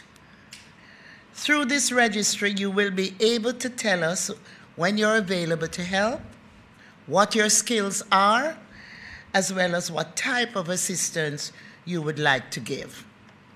Perhaps who wish to assist with food distribution or shelter operations or medical support. Maybe you want to help with cleanup or counseling, transport or administration, whatever your skills are, however you want to help. Just tell us when you sign up to the registry. And I'm appealing to Jamaicans here in Jamaica and in the diaspora to sign up on this registry. Based on when you are available and based on the type of volunteer work that you would like to provide, we will contact you. We will brief, equip, and deploy you in an efficient and coordinated way. And I should mention here that the CVSS and other NGOs have been invited to sign up on this portal, so we'll have a joined up, seamless approach. We will reduce or eliminate duplication and ensure that we get help to those affected by the hurricane. So today, I really make this appeal for everyone to chip in. Volunteer your time, your skills, your compassion, and your care to this important national effort. We're calling on companies, we're calling on the churches and youth groups, clubs, associations, everyone. If there was ever a time when we needed all hands on deck, it is now. So I want you to log on to supportjamaica.gov.jm. Click on Volunteer for Hurricane Melissa and complete the short registration form. It's as simple as that to join the registry of volunteers and get involved. Now, ladies and gentlemen, I want to turn to the I Love Jamaica fundraising concert series. The magnitude of the devastation is unprecedented in our history. That means that we have to move quickly to secure as many resources as we can to provide the relief that is needed right now. We have launched a fundraising initiative dubbed I Love Jamaica towards providing much needed additional resources to support the National Relief Program. The government of Jamaica, through the Ministry of Culture, Gender, Entertainment and Sport, will be partnering with the entertainment industry in Jamaica and overseas to stage a series of fundraising entertainment events to raise funds for Hurricane Melissa Relief Fund. The target is $1 million initially. Discussions are underway to stage US dollars, $1 million initially. Discussions are underway to stage events as follows. In Kingston, we had initially announced a concert to be staged in the stadium car park and mass camp, but we're now doing a virtual concert and telethon on Sunday, November 16, 3:30 p.m. to 10:30 p.m., and this will be broadcast out of the CPTC studios. A number of artists have been confirmed, including Chris Martin, Massacre, Nigel Boy, and a number of others. We'll announce those later this week. A number of Jamaican artists and artists based overseas, non-Jamaicans, have reached out to us, and they are working out details as to their participation in live concerts in the diaspora or doing endorsement drops to motivate and encourage Jamaicans, etc. In London, we are doing 2 concerts. Thursday, November 13, 7 p.m. to midnight, we are doing a concert of Coco at Coco. And the proposed lineup here is Dizzy Rascal. And for those who don't know, Dizzy Rascal is a major act out of the UK. It will also include David Rodigan and a number of other artists. Wembley Arena has been booked for Thursday, December the 18th, and that event will run from 7 p.m. to midnight, and the proposed lineup will be announced shortly.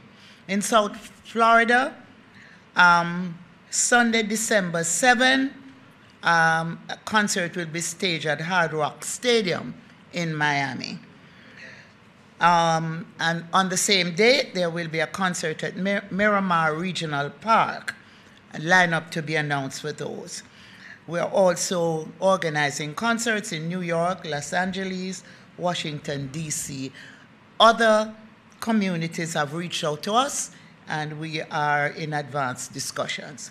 I Love Jamaica will feature performances by some of Jamaica's leading artists, as well as appeals by some of our country's most recognizable and influential personalities who will receive donations and pledges during the telethon.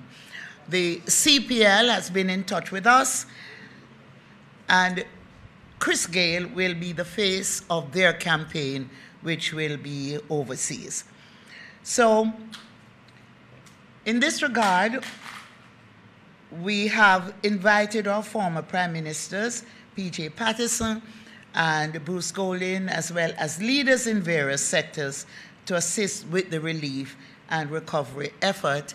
And my responsibility is to coordinate with these eminent figures in Jamaica to ensure that there is communication. I must thank members of the entertainment and sports fraternities for their response so far.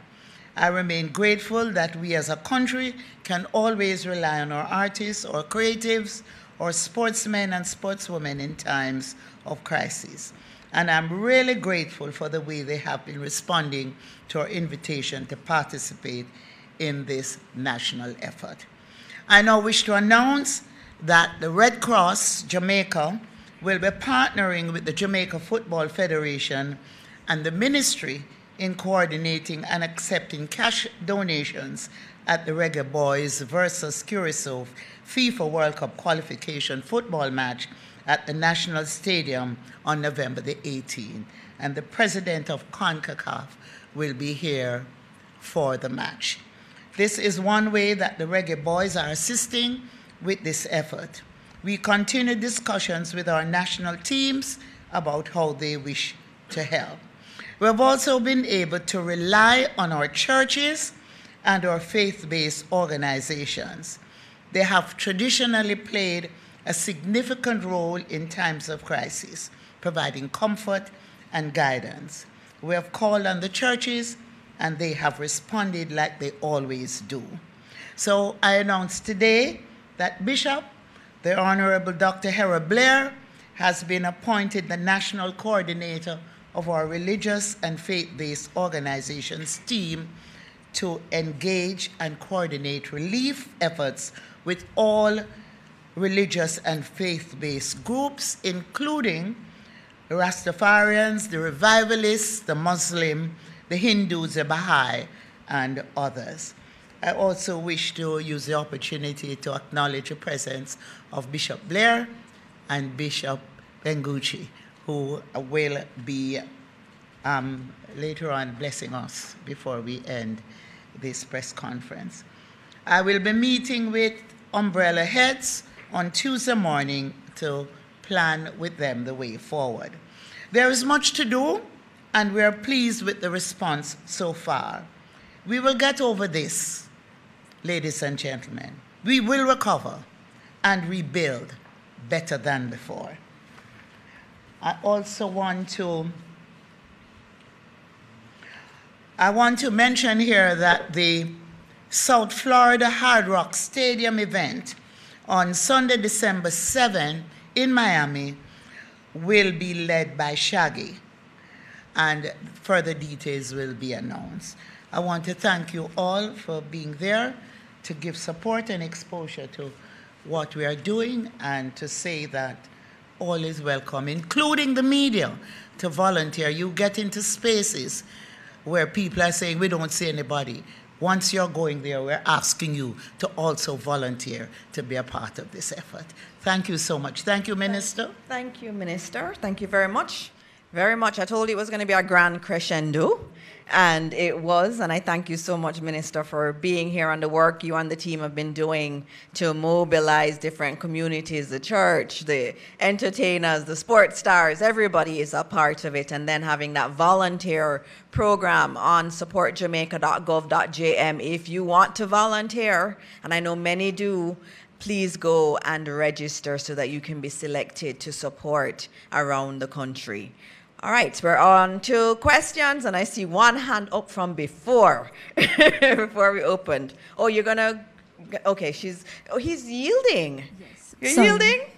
Okay, all right, he's yielding to Dion. It is so good. Yes, before we get to Ms. Jackson, just a reminder, once you ask your questions, the camera operators are asking that you remain standing until your questions have been addressed. Okay. Thank you, Dion Jackson, TVJ. Minister, billions of dollars are going to be coming in terms of relief. Why have we not yet heard the announcement of an independent oversight committee to include, for instance, private sector, civil society, and opposition members to monitor the expenditure that is going to be done, along with regular reporting to Parliament? What we don't want is an Auditor General's report 6 months after the fact. Whoopsie. I have a whole heap of questions. I'll just ask a couple and yield to my colleagues. Sure. All right, please May I continue? Give me two more. Yes. Thank you. Okay, second, I've been hearing everything that's been said. However, the national response, the immediate national response, has been slow and inadequate.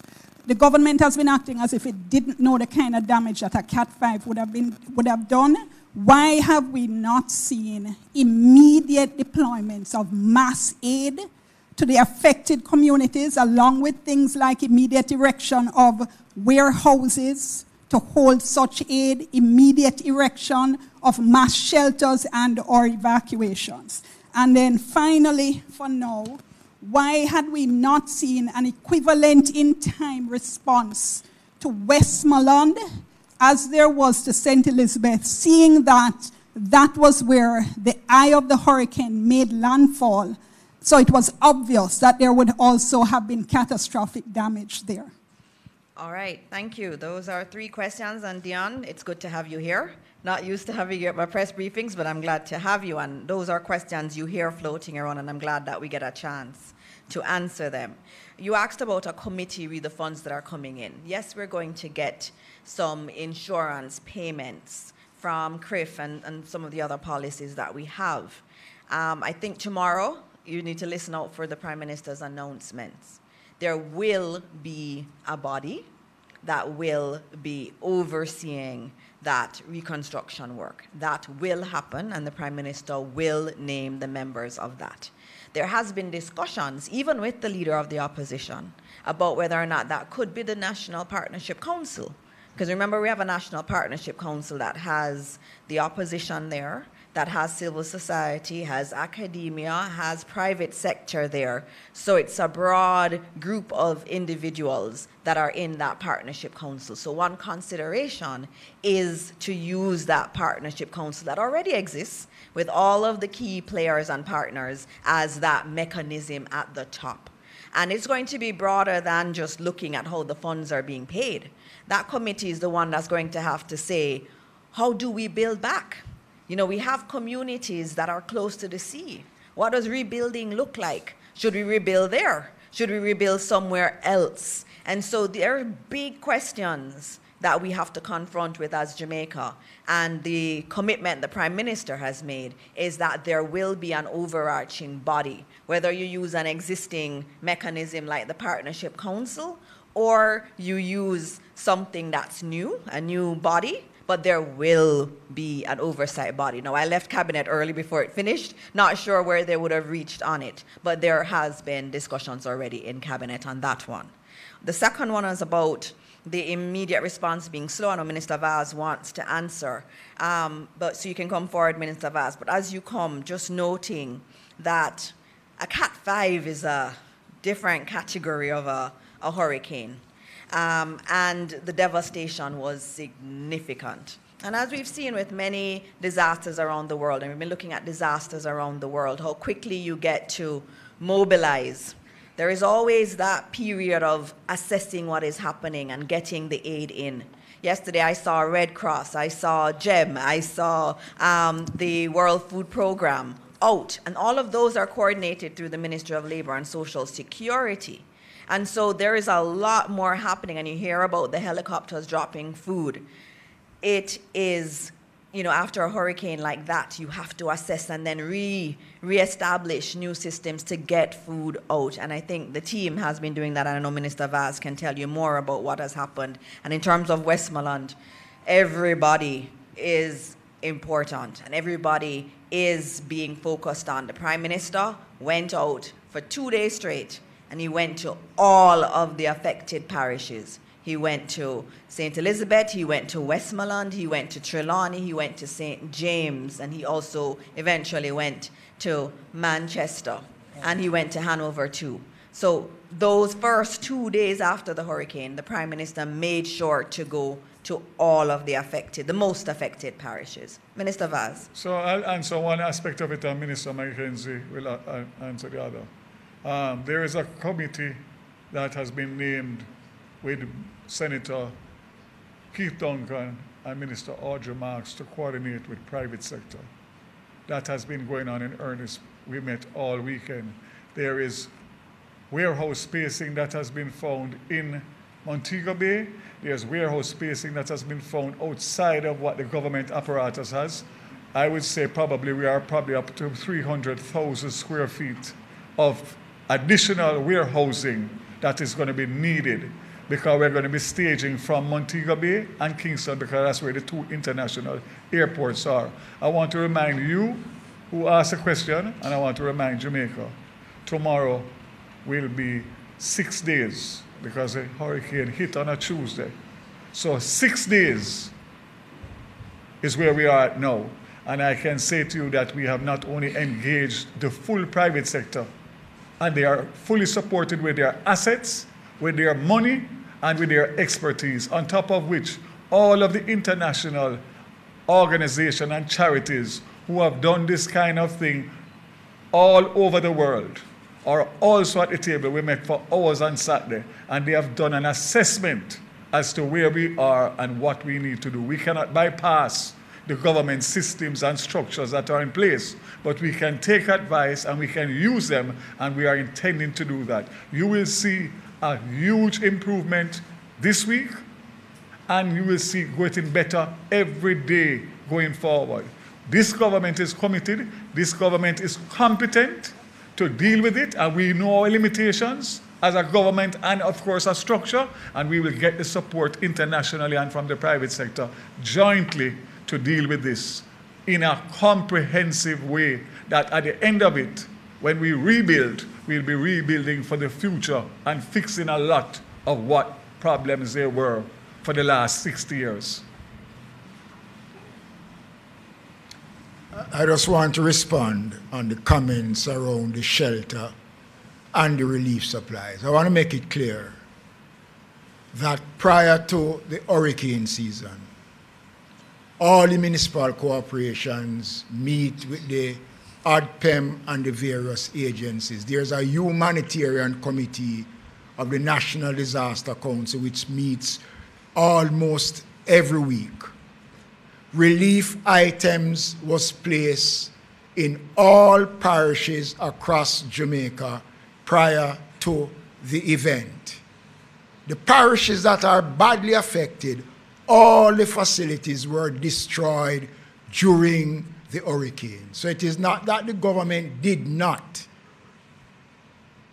We have always placed relief items at strategic points across the country. Montpelier is a massive warehouse in Montego Bay, but access to the facility has been impeded because of the road conditions. And I want to make it abundantly clear that this administration is not incompetent, and we were responsible, we were proactive in preparing the country. Nobody can plan for a Category 1 or a Category 5 hurricane. Nobody can. And I am saying without fear of contradiction that the government was prepared. We provide the necessary notice to the people. We say to the country that this thing is coming, take the necessary precautions. We could not control God's hand. All right. Thank you. You wanted to add something, Minister Vaz? No, I just wanted to add, just for clarity, that the first field hospital was delivered to the West yesterday and should be up and running, if not tomorrow. Plus, we have several more that are coming. For water filtration plants, all of those are underway. We have, the world is helping us. Every country across the world and organizations, because they love Jamaica.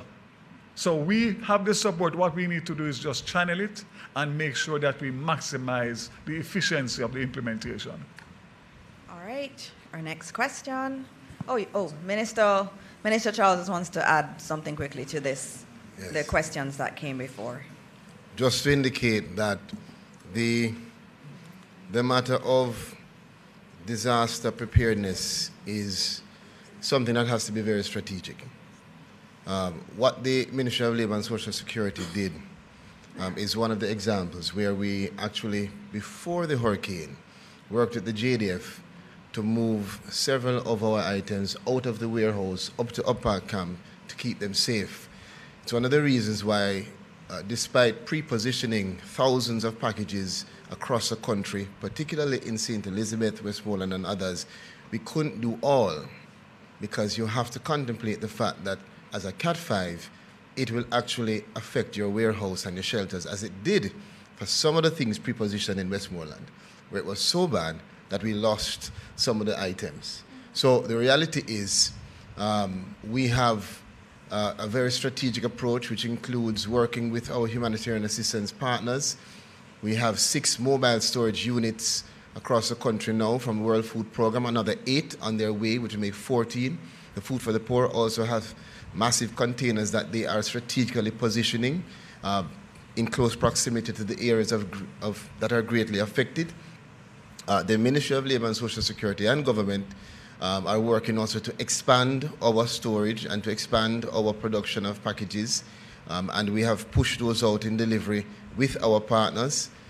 We have right now, Minister, a compilation of perhaps more than 40,000 packages when you look on the bulk items that we have that will be available to us over the next 2 to 4 weeks. So I say that to say that it's not just quick response. We do have rapid response, but it's not just quick response. It's strategy towards long-term recovery. All right, thank you.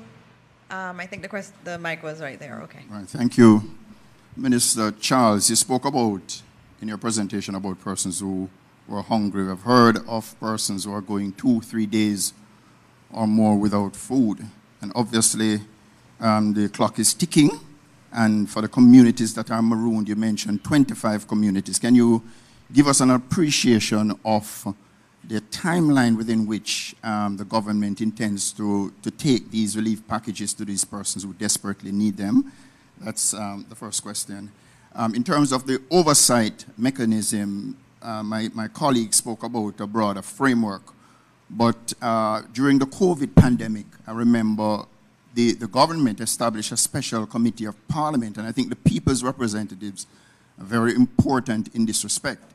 A special committee of parliament was established to provide oversight for the COVID process. So I'm wondering if, without reinventing the wheel, if the government is already considering establishing such a committee where all the stakeholders and all the persons who are involved in the relief effort could be invited to Parliament to speak to the people's representatives and to deal with questions of accountability and the spending of money and so on. And the final question would go to the Minister with responsibility for works. You have spoken extensively about the main corridors and efforts to clear those. But for the areas that are marooned, could you give us an idea as to when you'll be able to make inroads in some of those communities? Thank you very much. All right, thank you for those questions. Minister Charles, I think you're the first one, food for those that are marooned. Thank you for that question. I just want to indicate that as Minister McKenzie alluded to, one of the issues that caused and still will impact the delivery of packages is access. And so it's actually why you might have seen, I wouldn't say focus, but perhaps presence in some areas more than others, access and connectivity. That's contrary to what some may believe.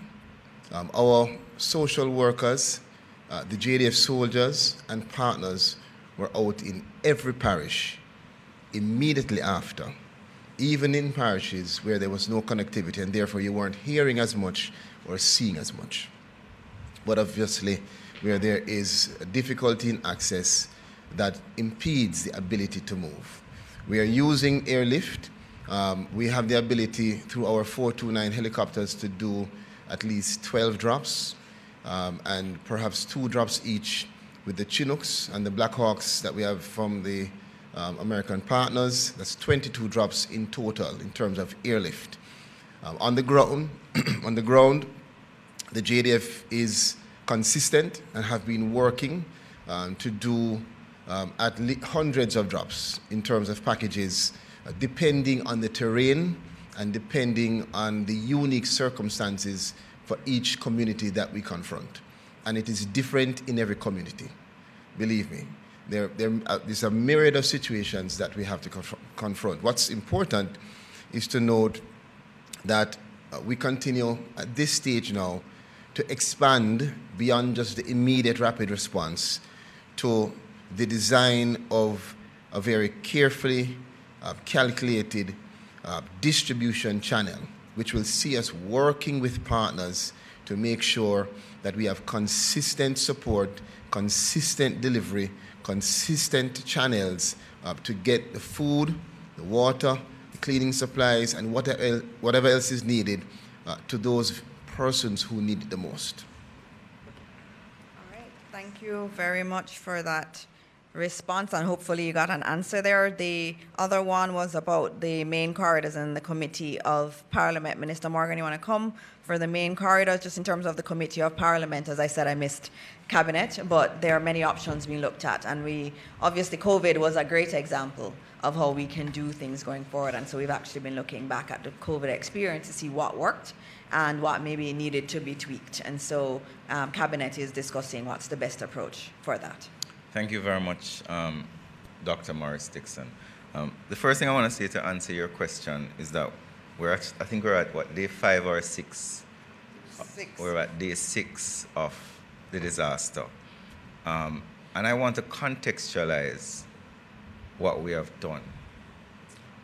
We've been able to move significant heavy equipment from all across the island and concentrate them between St. Elizabeth and Trelawney. That if you draw a line from Ocherios all the way down to the border of Manchester and St. Elizabeth, we've been able to move front-end loaders, excavators.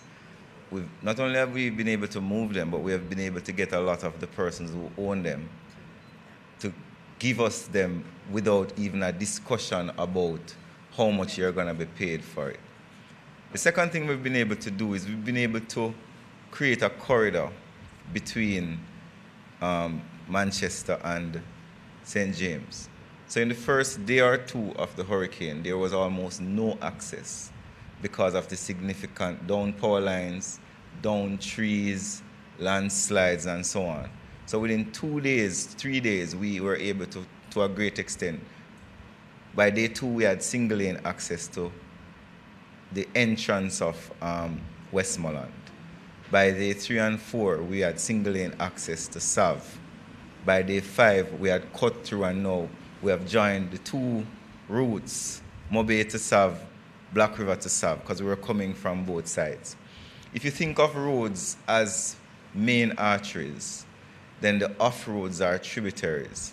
In order to start working on the off-roads, you have to clear the main artery. So as we cleared the main arteries, we started going up into the hills with smaller equipment, because in many cases, a lot of these roads are 8-foot roads. So I can't put a front-end loader. The other issue that we have faced in our recovery is the absence of skilled labor in many cases. So if somebody lost his house, he has no shelter, his family is at risk. Many of those persons are going to be very unwilling to leave their family, to go on the road with a power saw, to spend 8-9 hours cutting. So one of the challenges we've had is finding people in the various locations, because most of the work is chainsaw work. So while we may have a big heavy-duty equipment, we need a lot of men with cutlasses, and we need a lot of men with chainsaws. And we've had to be importing men. So for example, because of the crisis in Trelawney in terms of access, the forestry department has found 8 sawmen that will be going into Trelawney tomorrow in 4 vehicles going to different parts to try and cut their way through some of the maroon communities. The other issue you have to think about with maroon communities is the issue of safety. So I'll give you an example. We were removing major debris that was blocking gas trucks from going to SAV yesterday. And we came upon a hillside. I don't remember the exact name of the area, but it is before you reach Ferris. And it's between White House and Ferris. And we saw a big stump which was in the road, huge. And we had the excavator start moving it. And the hill started to come down. And we had to basically leave it. So we were trying to create 2 lanes because we only had about 8 feet or 6 feet across. A tanker trailer could not pass that.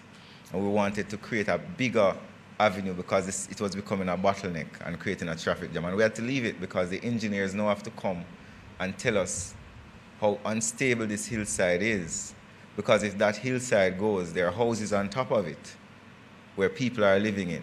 So the issue is not just go and clear a road, or there are landslides that we have to contend with, there are cutoffs that we have to contend with, there's labor that we have to find to go into these areas.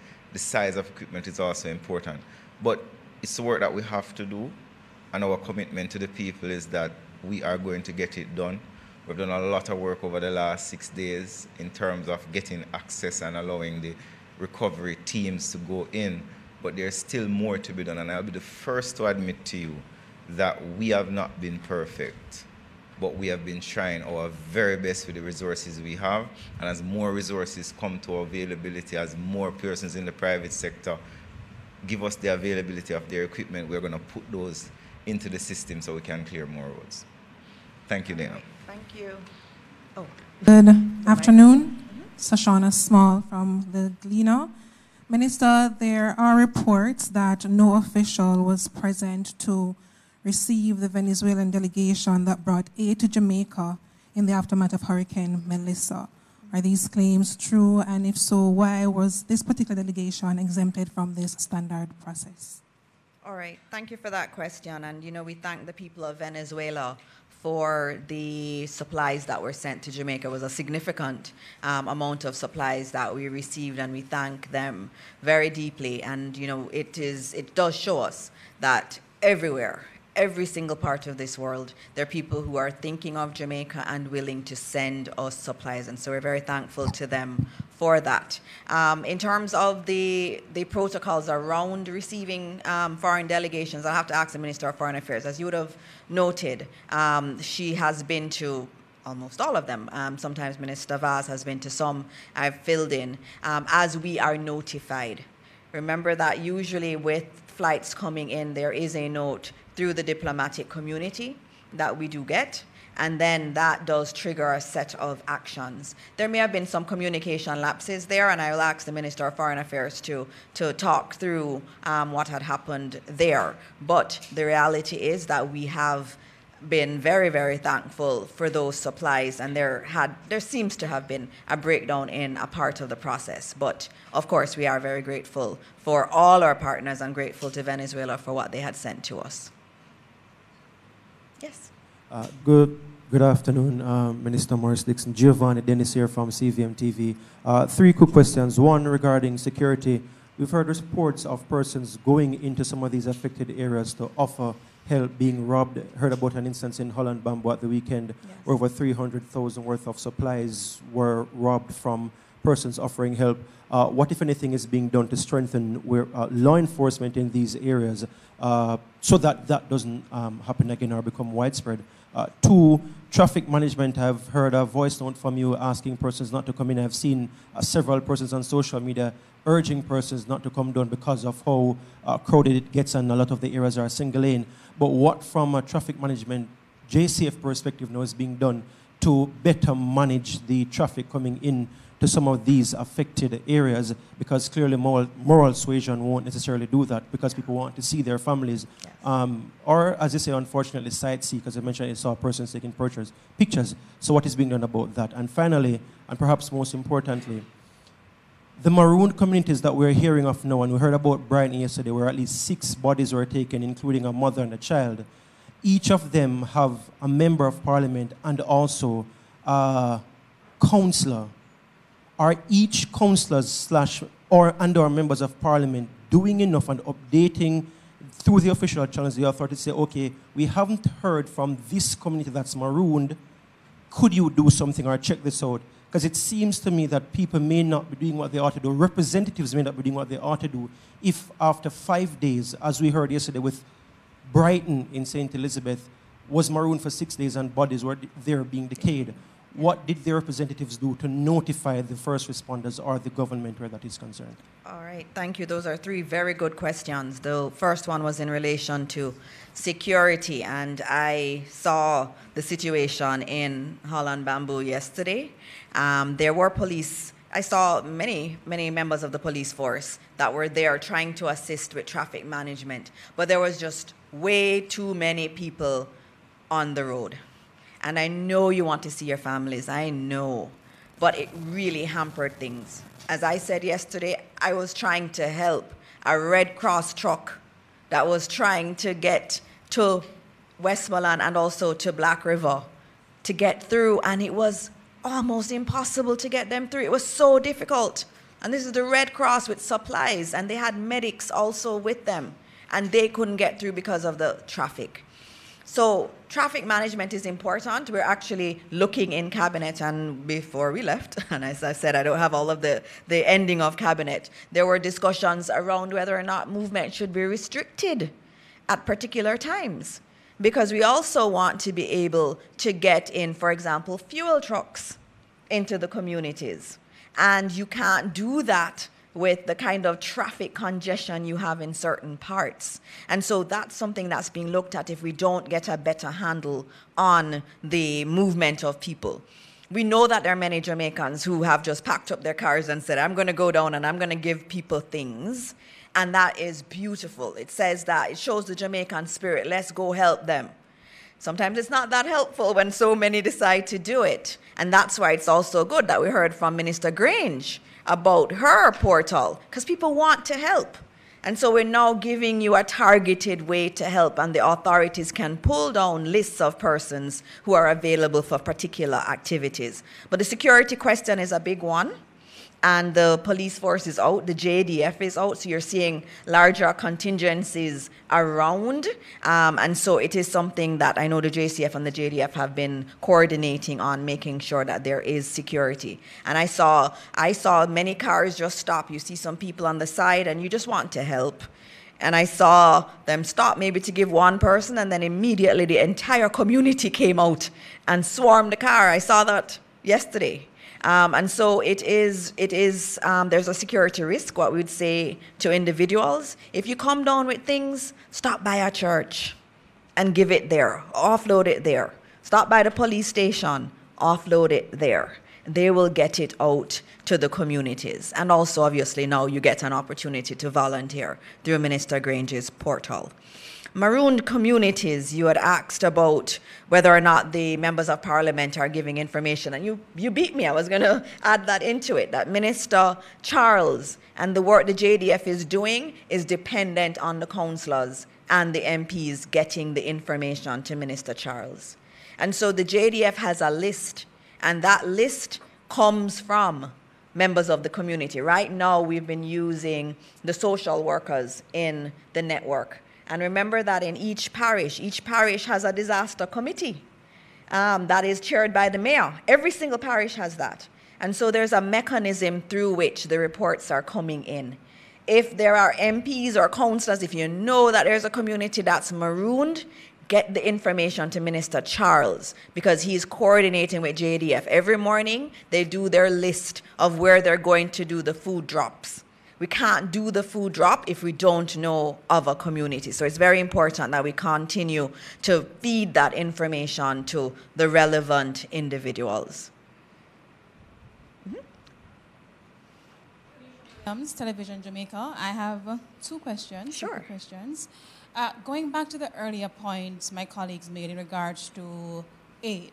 And again, having been on the ground myself, I've seen a lot of attention being placed on Black River, and I know that in terms of the access roads, some of the roads are still not clear. Yeah. But I think what we're not getting is the timeline, because some people are in these communities, they have no electricity, no form of communication, and some people have to get the information to them. So in terms of, you mentioned a list, the timeline, is there a timeline for which the worst hit areas will be receiving aid? Because people would love to know. Oh, that's the first one, yes. My second question, I got something earlier. I'm just going to read it verbatim.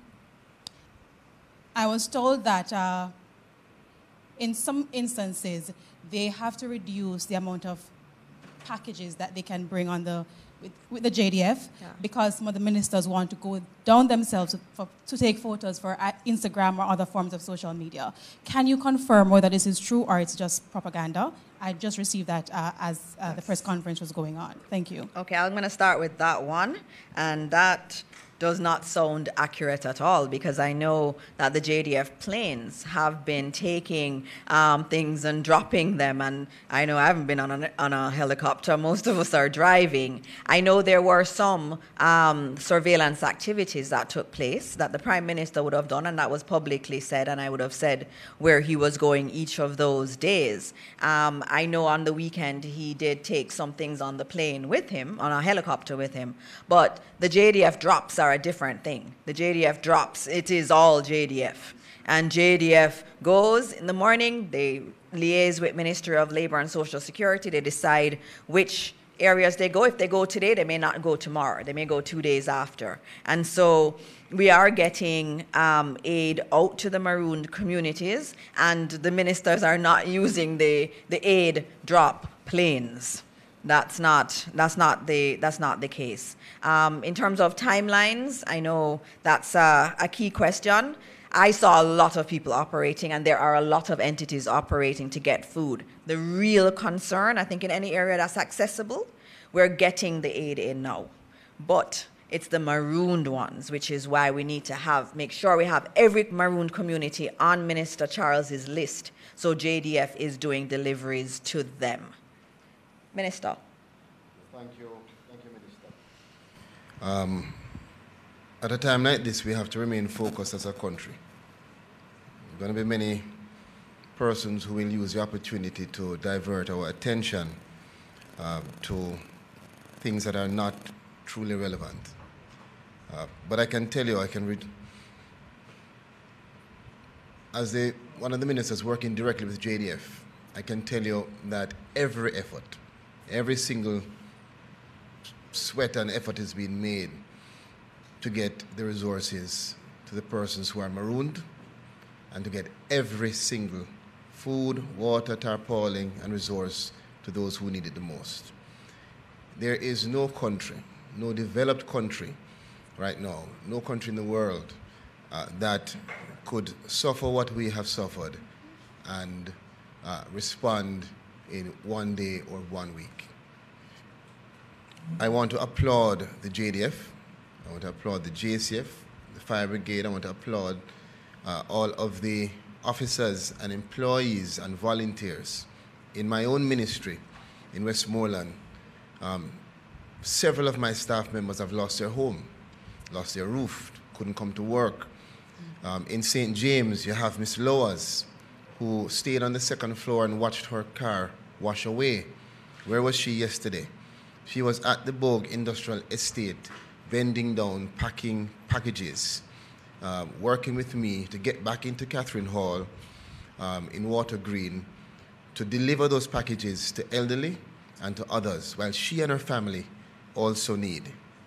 I want to give you some details. Yesterday, we went into Compton, St. Elizabeth, this is JDF, Spring Garden, Trelawney, and Darlington in a 2-in-1 mission, Shady Grove. Today, we went into Darliston in Westmoreland, West Haven in Hanover, again with airlift missions. We completed the delivery of care packages to 97 disabled children. 1 Medivac was done for 3 elderly patients with hypertension and diabetes. And we also completed more care package drop-offs in other communities, Maroontown, Adelphi, Jacksontown, Limetree. And again, as I said to you, in terms of the time, it's very difficult. I understand the question. It's a question it's a very good question, because the entire country wants to know, how fast can we do this? Let's appreciate that because of the circumstances, because this is a situation that you could never truly forecast. It depends on several variables, and the duration of completing a drop-off or of providing delivering packages will depend heavily on the assets, on the lift capability. I'll give you an example. Yesterday, while we wanted to do additional lifts, weather did not permit, because it is a very, very dangerous operation. So I say that to say that the country can be at ease in knowing that every effort is being made by all of our partners to make sure that we put full resources focused on the people who need it. Which parishes you have the maroon communities? Thank you. I didn't hear you. Which parishes you have the maroon communities?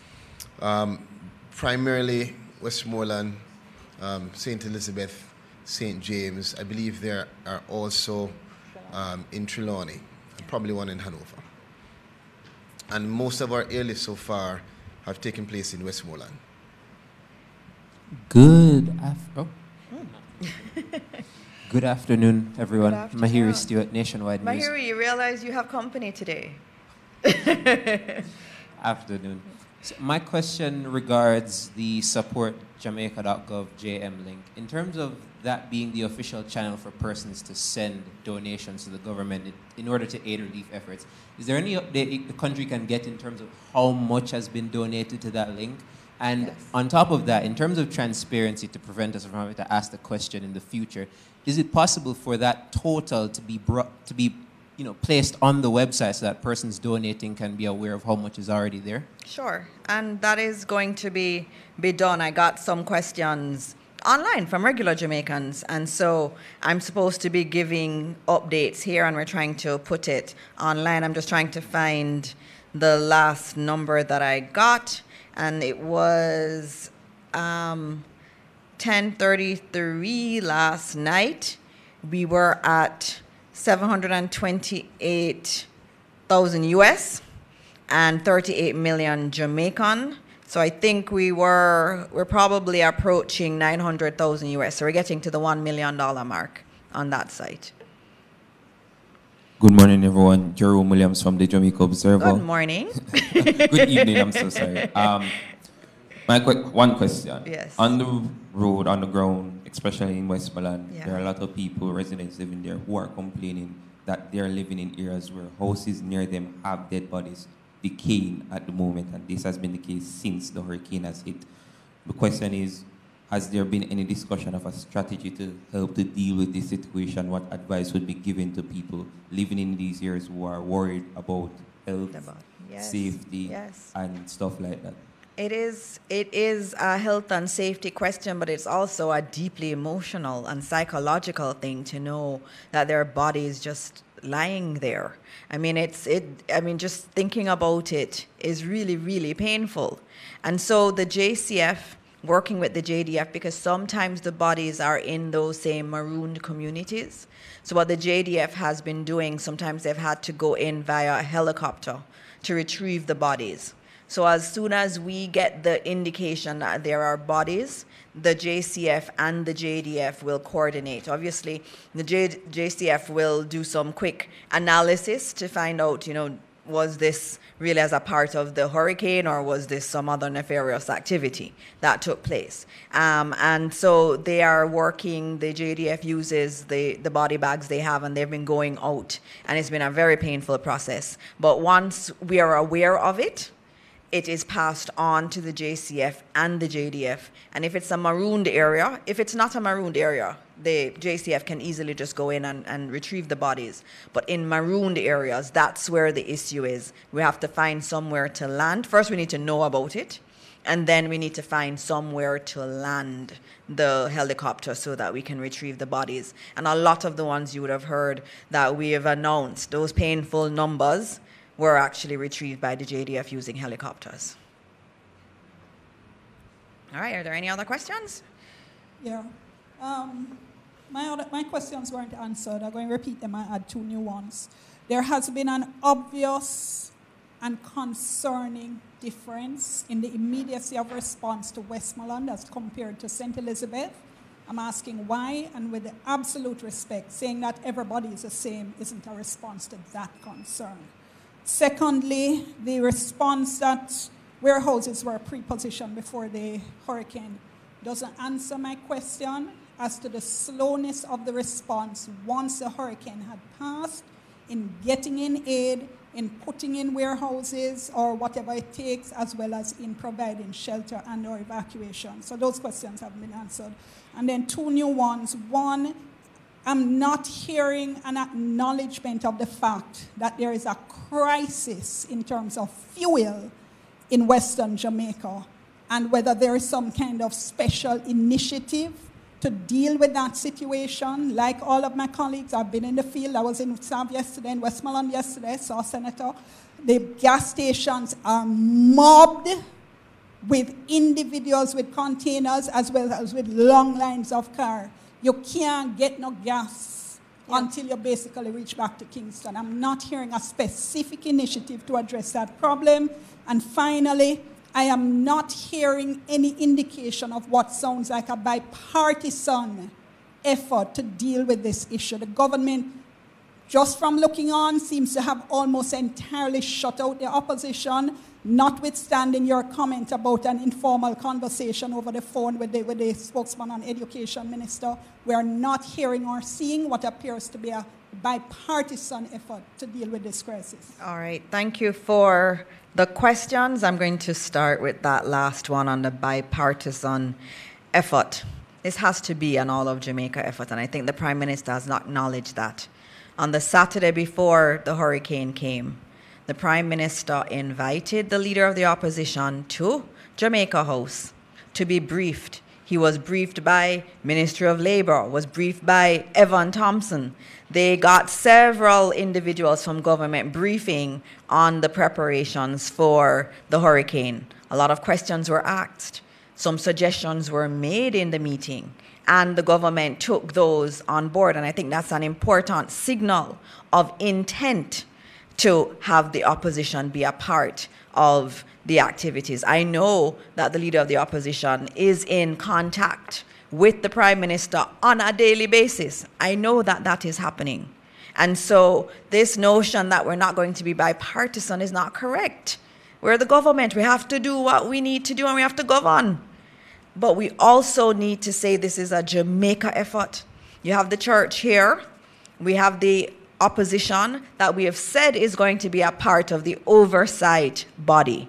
We have had to be working through a lot of the MPs in order to get aid out. They're very important partners in this. Minister Charles is constantly on the phone with them. Darrell Vaz is constantly on the phone with them. So there is a channel that is open to the opposition, and the opposition is feeding into it. And so we are going to, in our rebuilding, we're going to have everybody on board. The private sector, the opposition is going to be important. And on a sectoral basis, we're going to also have to work with the opposition. And I think that is going to be very clear for everyone to see. And it's not just me, it is the entire government. You spoke about the slowness of the response, the perceived slowness. And you know, the reality is that this was a cat fev. And I'll tell you from my experience being at ODPEM and doing the briefings every single day. Every day, the path shifted. We were expecting it to enter maybe closer to Kingston, then it shifted to maybe Clarendon, then it shifted to maybe closer to Mandeville, and then as it kept going west, we had those who were praying, oh my goodness, it looks like it's going to miss Jamaica. And then, you know, as it got closer on the morning, and remember the rain started from before, we saw where it was going to probably be parity. And we said, everybody who's in that path, you need to move out of that path. It wasn't until in the morning of the storm that we really had a clearer picture of what this hurricane was doing. This hurricane was not a normal hurricane. In terms of its movement, in terms of it just stalking Jamaica for days, it was not normal. And so it entered where we were not necessarily expecting. And if you go back and look at the reports, you will see that the path shifted quite a bit in the last day in terms of where it would enter Jamaica, and where were people even saying maybe it's not going to hit Jamaica. And so the warehouses that were there in that path, and even if you go to the day before, even if you look at some of the models, they said Jamaica, it would weaken before it made landfall in Jamaica. That was being reported by the scientists. But it did not weaken. It got stronger right before it came to Jamaica. So that Category 5 devastation, 185 miles an hour wind, that is really, really hard for anyone to plan for. And so the government has had to do what it can do in order to provide the support as quickly as possible. Given our terrain, we're not a flat country, we have mountains, we have rivers. And remember, this hurricane didn't just come with wind. It came with record rainfall, so we had flooding. And so the first thing we have to do in terms of getting to the communities is to open the roads. And that's what Minister Morgan's focus was on. And then after that, it was working with all of our aid agencies and partners to get them into Jamaica, to help them to support us, because they have the international expertise and goods to help us. And so we've done it as quickly as we can. Now, the marooned communities are really the big concern. And we are doing a lot now that we have all the helicopters from JDF and we have from our international partners, we are able to do more food drops than we could before.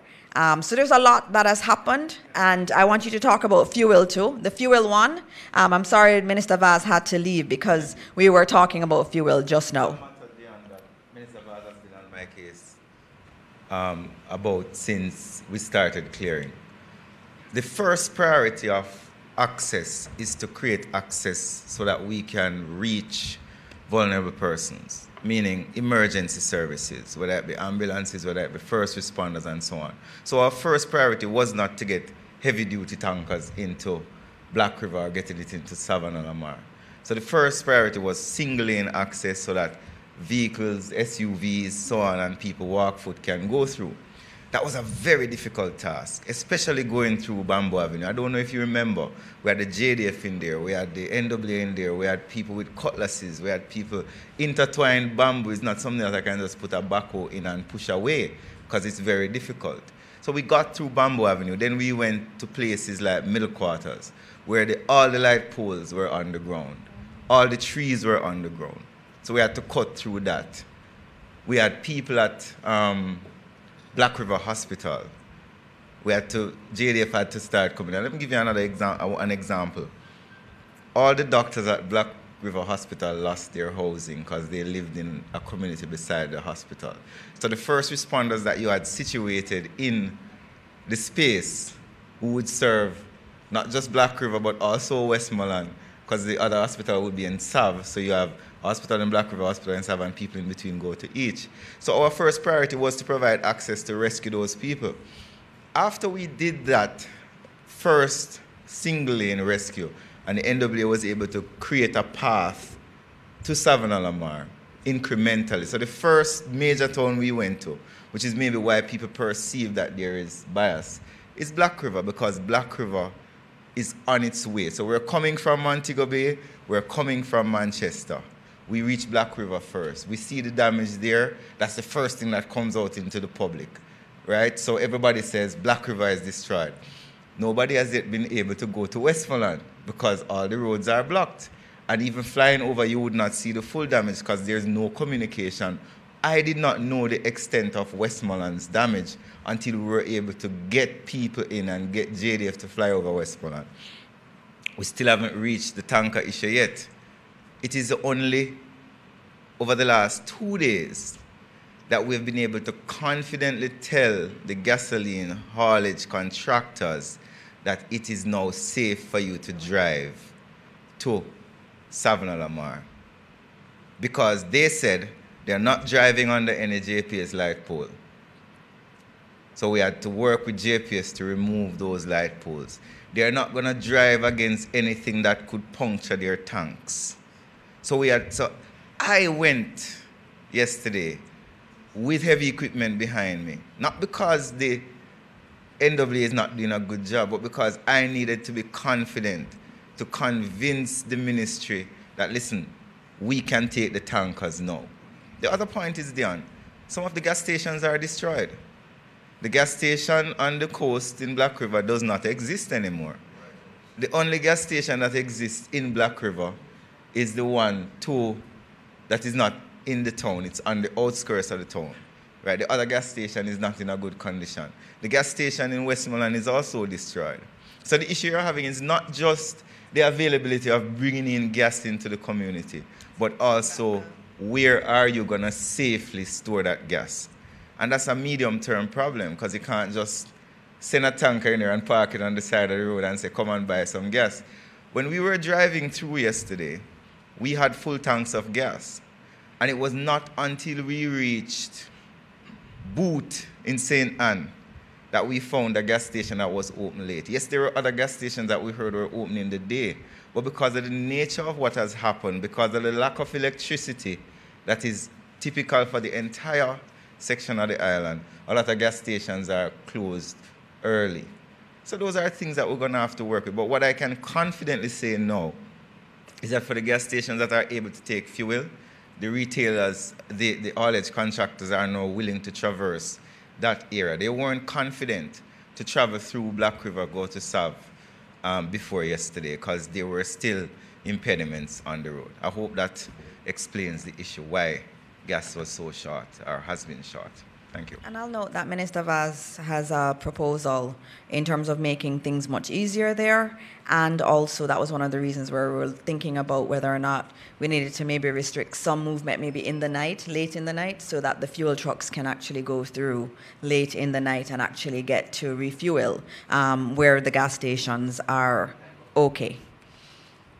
All right, so I know it's been a long day. We're at 5:47 p.m. Thank you. And so as we end, we're very much thinking about all of those who have passed and all those who are suffering. And I know yesterday in the morning before I went into Manchester and St. Elizabeth, I went to church, and one of those hymns was sung, and one of those that makes you very emotional. It is well with my soul. And as it was being sung yesterday at church, I kept thinking of all of those who've lost their lives and those whose families are mourning. When we go to a Jamaican funeral, we sing that. And when you get to that crescendo of that hymn, you feel it all over your body. And so it is important. There are a lot of people hurting, a lot of people who have lost what they feel like is everything.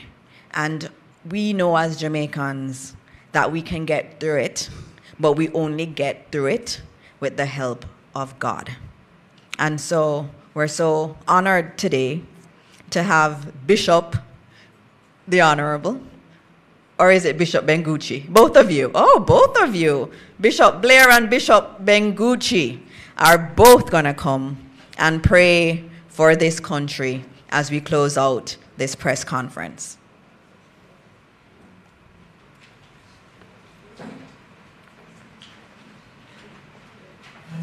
Thank you very much, Minister, and good evening to everybody, or afternoon. Before Bishop Bengucci prays, we'd like to make a statement for a couple minutes or so. Like all other sectors of the nation, the religious community has seen the need to answer the call to action. And we want to thank Minister Grange for inviting us to do this. This call is driven by the mandate to show care and compassion that is enshrined in Jesus' command to Christians: love your neighbor as you love yourself. We as people of faith are constrained to act with urgency that is driven by the enormity of the devastation and the despair that our brothers and sisters now face. We therefore encourage the nation with the news that the faith-based community is being mobilized to show mercy, with the conviction that our approach must be seen clinically, collaboratively, coordinated, and compassionate. First, clinical. We must bring targeted, relevant, and efficient service to the hurricane victims. In this way, our organizational and procedural arrangements must lead to efficient and timely delivery of the supplies and the services that will meet the existing needs. Secondly, collaborative. We are of the certain view that no local church, no denomination, or umbrella group acting on their own will be able to make a meaningful impact on the task that is ahead. Instead, it will take a collaborative approach to effectively manage the scale of the demands. All levels and layers of the religious community are therefore being called upon to come together and work together with the various arms of government. Thirdly, coordinated. A carefully mounted and effectively coordinated machinery is being set up to manage the faith-based release and relief process. As such, we envision and are committed to the establishment of national faith-based coordinated operations that are dedicated to providing relief. And finally, compassionate. The immediate focus and mission of all people of faith must now be to relieve suffering and to bring hope. The people in Western Jamaica do not have the time to wait for us to debate our differences, nor do they have the option of delay. They need our full attention. They need our energies in this their hour of dire need. In this time of national crisis, the faith-based community, therefore, is being called together to partner with the government of Jamaica and all other NGOs to mitigate, to minimize, and where possible, put an end to the suffering of our brothers and sisters and the victims of Hurricane Melissa. We know that the media community has tried before and is trying extremely hard to help us collect and to disseminate the information that is necessary at this time. And we pray that you will be able to continue in this track. And we pray for all arms of government as you really are doing what Jamaicans are expected to be done. And we pray your strength in the Lord as Bishop prays for us. All right, as we come to a close, I'll just invite us to stand in prayer. As a church community, we have heard of all those who are so engaged. And so we bring before God now those who are engaged as responders, all the various entities that we have heard. We bring them before the Lord because it's not just the physical devastation, but we think of the anxiety, the mental trauma. We think of the psychological situations that will arise. Even the responders themselves who have been affected and who are even engaged in the process, they themselves will need assistance, or JDF, or JCF, or fire brigade members, those who are engaged in correctional services, or health staff, they too will need psychological, they too will need persons to assist them in dealing with the psychosocial effects of this. And so, Lord God, we bring not only those who are physically affected, but Lord God, for the mental and emotional anguish that will arise from this situation, not tomorrow, but in the weeks and the months ahead, and even the years as we rebuild Jamaica, land we love. And so, Lord God, we thank you for our ministers. We thank you, Lord God, whether NGOs, opposition leader and members, that all who are engaged, Lord God, for them, it is also not just time consuming, but Lord God, they are physically and emotionally invested in the process. And they too need, Lord God, to be held in the palm of your hands. For worried family members, Lord, we pray for a sense of calm assurance, knowing that the God who brought us through will continue to keep us. And so, Lord God, we just place ourselves into your hands. Thank you for the work of the Holy Spirit. Thank you for your presence across this nation. Thank you for those who have volunteered to be with us and carry us through, Lord. Thank you for the partnerships. And Lord God, even where there are situations of uncertainty, even, Lord God, when things did not go smoothly, help us, Lord God, not to be angry with each other or antagonistic, but to recognize this is the time for brothers and sisters to be united together in rebuilding a country that we love. So, Lord, we surrender into your hands and pray for safety and pray for protection. And for those who have not been reached, Lord, you are the way maker. So may you make a way even where there seems to be no way, so that they can be taken care of. In the name of Jesus Christ, we pray, giving you thanks, blessed Lord. And we say together, amen and amen. Thank you. Thank you. Thank you so much. There's nothing left to say after hearing prayers. And so thank you, and God bless all Jamaicans, and especially God bless those who are hurting this evening. Thank you all, and we'll see you again, not tomorrow, but on Wednesday with another press conference.